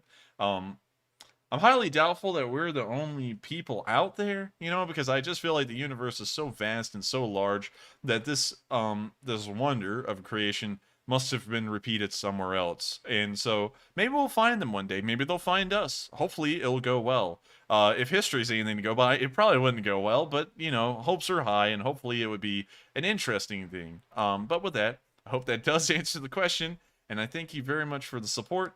And also, did he say Birmingham AB is in Birmingham, Alabama? Birmingham AB. Possibly so. If it was, that is cool to hear that you're right nearby. And so with that, thank you once again for the support. I hope that does answer the question. And with that, we are on to the next one. And up next, we have a $3 super chat from Neri Oliveira, who says, do you guys think that Ukraine will be able to regain Crimea and kick out all of the orcs? If so, when? Ukraine will be able to kick out the orcs eventually, but the thing is that I don't know specifically when. There's a lot of people out there right now who are trying to catch on to this gravy train of, you know, I guess viewership, because telling people when a war will end is always going to get people to watch. But I don't want to be that guy, because while a lot of people out there may be making very intelligent estimations as to when this war will end, there's no way to tell. There's been great military minds throughout all of history that said this war will be over by Christmas, this war will be over by then, and they're almost always wrong. And so while I would like to give you an answer to that, I just don't feel like I just don't ever feel like there's enough information to ever say when a war will end. And so with that, because honestly, at the same time, I did get into the estimations at the beginning of this war, and I said it would be over by June, and we're now in late July, and so I was kind of wrong way back then, and that was one of the few things I was wrong on. So I'm never going to make an estimation again as to when this war will end, because it's a very unpredictable thing. And so with that, we are on to the next question, and thank you once again for the support. And up next, we have a $3 super chat from Robert Johnston, who says, it's 6 a.m. here, so with that, I'm off to bed. Catch you for your regular stream at a more civilized hour. And thank you very much for the support. Of course, these streams do run a very long time, and with us being a marathon stream tonight, we have now reached the 3-hour mark. I don't know how much longer we're going to go on, but we're going to answer everyone's super chat, and we're also going to read off a couple of live chats as well. There's only 3.3 thousand people watching right now, and I say only 3.3 thousand like that's a small number. That's still incredibly high. It's unbelievable that we have this many people watching this long into a question segment, but we're still happy to have every single one of y'all. And of course, I hope y'all are having a fun time as well. And so with that, we are on to the next one. And up next, it is now time to recognize a few donations that were left without comments. Up first, we have a $3 super chat from Kooky Nick. We also have a $2 super chat from Dupper Bob, as well as Rob Scott and Pepper. Well, actually, he left a comment, so never mind on that one. Then we have a $1 super chat from Zach Jeffers and a $1 super chat from Allison Vlogs, as well as Chris Becker, who puts in a $1 donation also. So thank you very much to all of you for your support. Let me get back to the spot where I meant to be on the spreadsheet. There we go. And with that being said, we are moving on to the next super chat. The next one is from Fourth Temple, who puts in a $2 donation and says, is Ukraine making much of its own military equipment, or is it purely relying on foreign equipment? It's making a good deal with its own equipment. We've seen a lot of T-64 BVs in use whenever we see tanks being used. We've seen a lot of Stuka Ps. We've seen a lot of MTLBs, BMP-1s and BMP-2s. We've seen a lot of Ukrainian stuff that they had before the war being used, but we also see a lot of Western equipment as well. So I would say it's more so of a blend of the two than one exclusively triumphing over the other in terms of its percentage of usage, I guess you could say. And so with that, I hope that does answer the question, and thank you once again for the support. And with that, we are on to the next one. And up next, we have a $2 super chat from C.A. Lags, who says, we know a comedian making a big joke of Putin. And I think I know him as well. Well, I thank you very much for the support. I don't know if you're talking about me. I feel like you would be talking about. I was talking about Zelensky. Yeah, I was about to be like, you're definitely not talking about me. I was about to say you're talking about Zelensky for sure. And so I thank you so much for the support. And hopefully, that's a real big stretch. We'd never be able to get him on, but I would hope that one day we could get President Zelensky on here, because I feel like the war's long enough that we'll eventually be able to try and do that.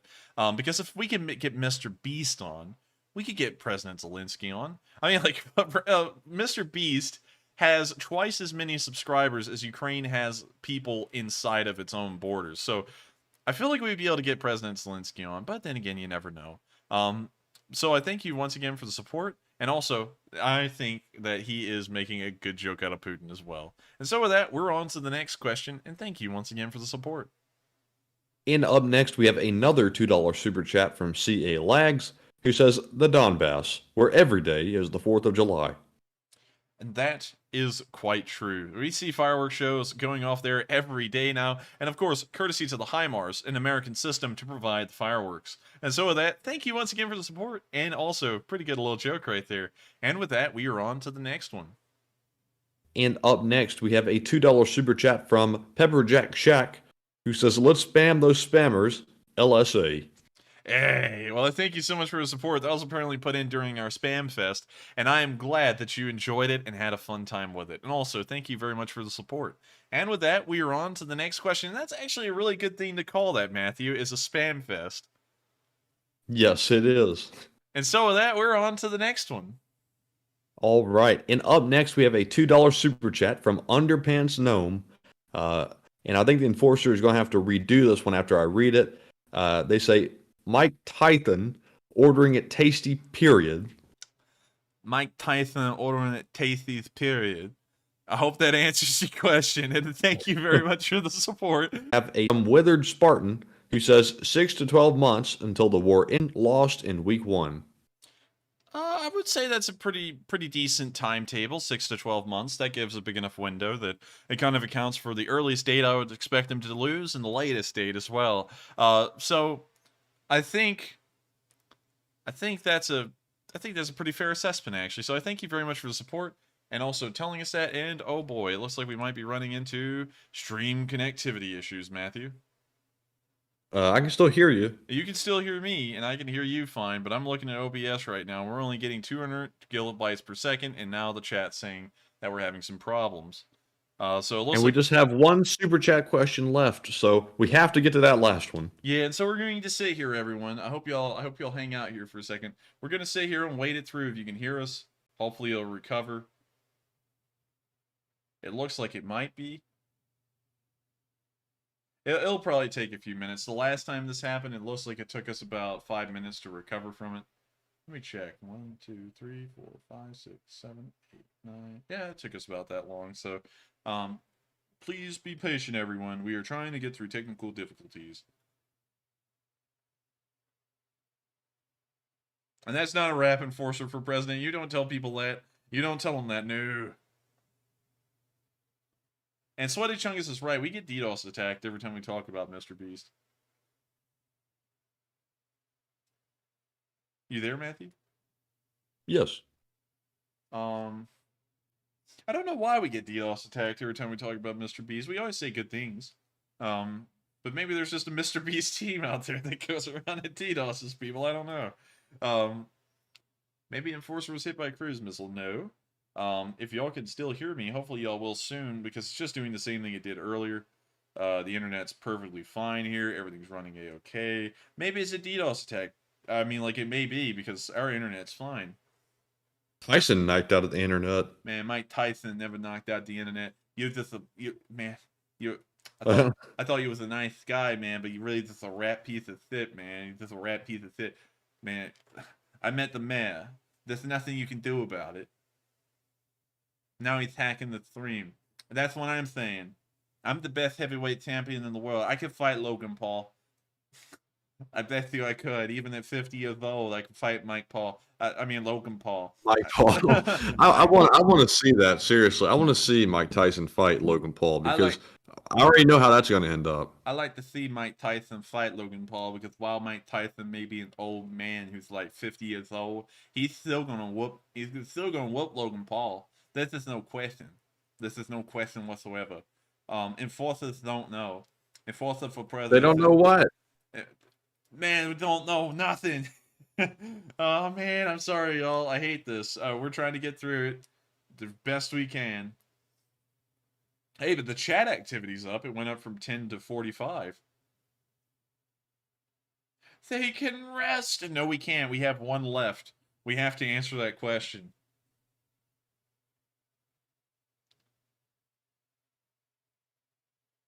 I hate to say it, William. I know that you're thinking, oh, thank God, they drive themselves insane. Now they can sleep. No, we've got a commitment. We've got to answer all of the questions, and we have one left. So y'all are just sitting here looking at OBS now. Apparently, it's running enough that it got to that point. But again, you know, it's behind a little. And I'm just sitting here. I'm sitting here on OBS waiting for the stream to improve in quality. Could you run a poll, Matthew, and see if people are able to hear us fine? They're saying we're back. Some people are saying that. Right.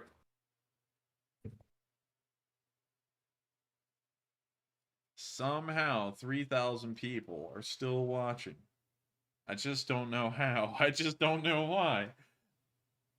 Hey, wait a minute. I think it no, it's not. It says no data, but the circle is green on the control room, and so it looks like it may be fixing itself. Let me tell y'all something. I'm the best heavyweight champion there ever was. You can fight me any day of the week. I'm the best heavyweight champion there ever was. My defense is impregnable. My offense is impenetrable. My punches hit. I hit the guy up there in the ring, and he goes, and I just beat his ass. That's what I do. I might be cussing a little bit right now, but that's because I'm Mike Tyson. I'm the best there is. RJ Donnell says, I hear the enforcer, but what am I talking like? What am I talking like, RJ? You ought to know. Spectrum at it again. That's what I'm saying. Spectrum never helps us out. Spectrum's always screwing us over. And I'm just always asking, why in the world do you got to give it hard for me? I'm in debt, millions of dollars. I just need some help. Can you at least give me... I can't even say that on stream. That's just too much. But, hey, you know, it's Mike Tyson. You know what I mean? Spam Lee String Army in the chat. Maybe it'll help. Maybe it will. Type in Lee String Army, LSA, in the chat. Maybe that'll make the heavyweight champion of the world return. I don't know. I'll keep the stream on TV, but I'm heading out of chat and on phone. LOL. Later on. Well, goodbye, Mr. Mojo Rising. It's, of course, it's great to have you in the chat. And we saved you some Fiji water because just in case you have some pigeons, we're going to make sure to feed them. And of course, I'm just talking like this because it's kind of fun. And on top of that, I'm also just waiting for the connectivity to return. And it'll let y'all know if it did return, if you start to hear me just fine. We also have the Watson on. That's very nice to see. They say, I do not see the map. LOL. Spin, spin, spin. Well, let me tell you something. We just spinning around in circles over here in my office, yeah, just waiting for the stream to come back on. And it's kind of annoying to me, really, because this is the second time it's happened in a single stream. But we still have 2,700 people watching. That's not bad. The Enforcer Man, have you considered Yes Syria or Seek Discomfort, guys? They have a team in Ukraine, Poland border. We have thought about that a little bit, but then again, I've noticed that every time we've run a fundraiser, and it's for a smaller it's like for a smaller nonprofit, no one really helps it out a lot because they always like to pledge to larger groups. And so that's why we largely pick Doctors Without Borders and like the UNHCR and stuff like that, because they're the best there ever is. They're like the heavyweight champions of the world in their own category. Yeah. I'm gonna stop doing that voice for a minute because I'm kind of losing my tongue doing that. Are you still there, Matthew? Yes. It looks to me like this issue is not clearing itself up. How's it looking on OBS? It's looking okay. Like, we're starting to gain a little bit more kilobytes per minute. And, you know, last time it took about 10 minutes for it to fix itself, and so we're just kind of waiting for it to level itself out here. And once it does that... Oh, someone was able to hear me talking like Mike Tyson. Some people are saying it's on and off. Some people are saying the Leaf Swing Army and no map. Yes, there's no map. The sound is in and out. I know. I'm sorry about that. We're trying to fix it right now. We're just trying to wait it out. I have the white circle of death with your voice is cutting in and out. I know, Gabby. I'm very sorry about that. Of course, that was at a time when I was a lot angrier. We're trying to fix the problems right now. I'm very sorry. I own a weed farm now. And so you might be happy about that. I don't know. I mean... but it's not the audio, it's buffering. That's right, Sage. It's just buffering. I hear Toy putting up some laughing faces. Of course, I love laughing. I used to be an angry guy. I used to beat people to death for fun. But I'm honestly a laughy guy now. I smoke a lot of weed. My wife helped me out a lot with my finances, and so all that stuff is good. And so, yeah, I'd love that you laugh in Toy because that's, of course, wonderful. Somebody said, wait, something about a mayor, Logan Paul. I feel like I missed something. Yeah, you just literally heard bits and pieces of the conversation. That probably sounds bizarre to people who are listening to it buffering. They're like, what? Oh, everybody heard the bit about Logan Paul, apparently, because I see people saying Logan Paul's a clown. And yes, I have to agree, like, I'm not one to rat on people, but my goodness, the Paul brothers are just obnoxious to me. Oh, well, I always like to not cause beef myself. I really don't have an opinion on that kind of stuff, but, you know, it is what it is. People like the people they like. People don't like the people who they don't like. But Mike Tyson did go on the show. He did meet Logan Paul. So I guess that's something. Logan Paul versus Enforcer Tyson, even hands down. Well, thank you so much, Mr. Mojo, for the high-end support. Of course, we're always appreciative of it. It looks like our stream's... Oh, man. Stream is coming on loud and clear now. Hey, look at that. Isn't that nice or something? It says that it's running in excellent condition on my screen. And so we're going to try and answer the last question from the Super Chats. And I hate to say it, we're only going to answer one live chat question tonight, so that way I can get some sleep and make sure I survive tomorrow. And so I'm going to cut out this silly voice. Hopefully y'all can still hear me. And with that, we're going to move on to the last question of the night, the Super Chat question. All right, and the last Super Chat question of the night goes to the Wuhan Institute of Virology, who puts in a $2 donation. Everybody's thinking, who was that again? And yes, I said Wuhan Institute of Virology, that infamous lab over there in China. They say, taking into consideration the Molotov-Ribbentrop Pact, can we say that the Soviet Russia also started World War II? Yeah, I think you could. It's just that no one really blamed him for it because no one wanted to mess with him at that time. And then, you know, they saw how badly performed in 1941 in Operation Barbarossa. So I would agree. Yes, I would say that that's actually a pretty fair assessment. And I would say that you could credit them with starting World War II along with the Germans.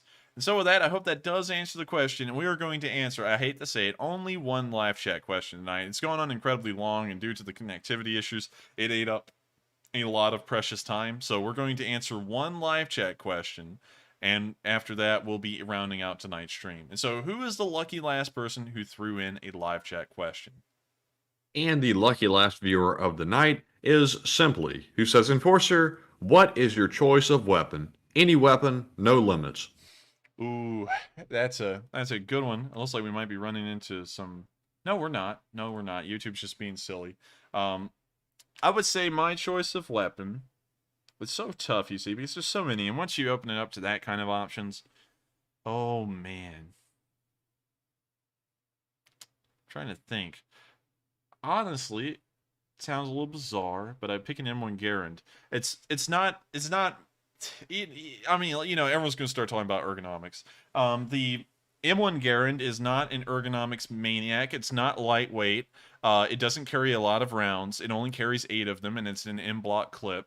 But I would still carry it. It fires a 30-06 round. I like the 30-06 round, and it's semi-automatic, so it kind of meets all the categories that I'd be looking for as a weapon of choice. And on top of that, it's so heavy, and a lot of people don't understand this anymore. The reason why the guns back then were heavy was not only because it was kind of easy to make them that way, it was also to mitigate recoil. And so you can shoot an M1 Garand fairly easily, while the 30-06 is an incredibly powerful round. The weight of the gun alone mitigates a lot of the recoil, and so I like it, honestly.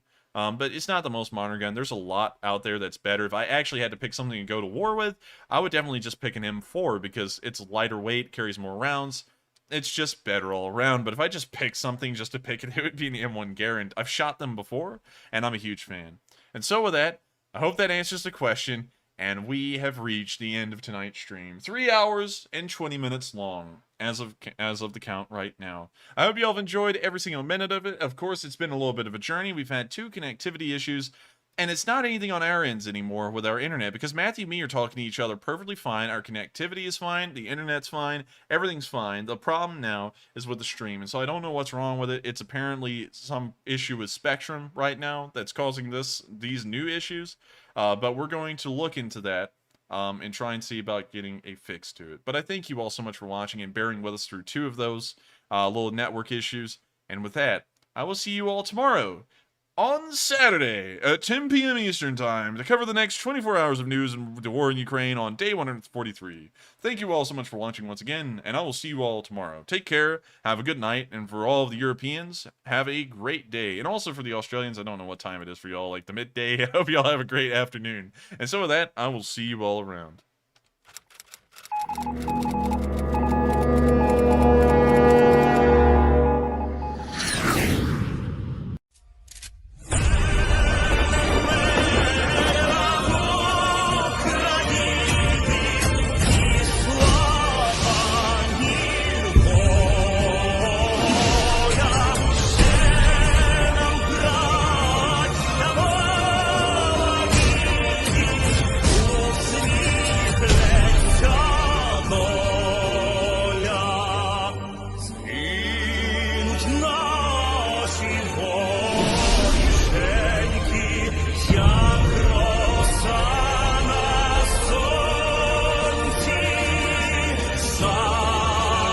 Запануєм і ми, браття,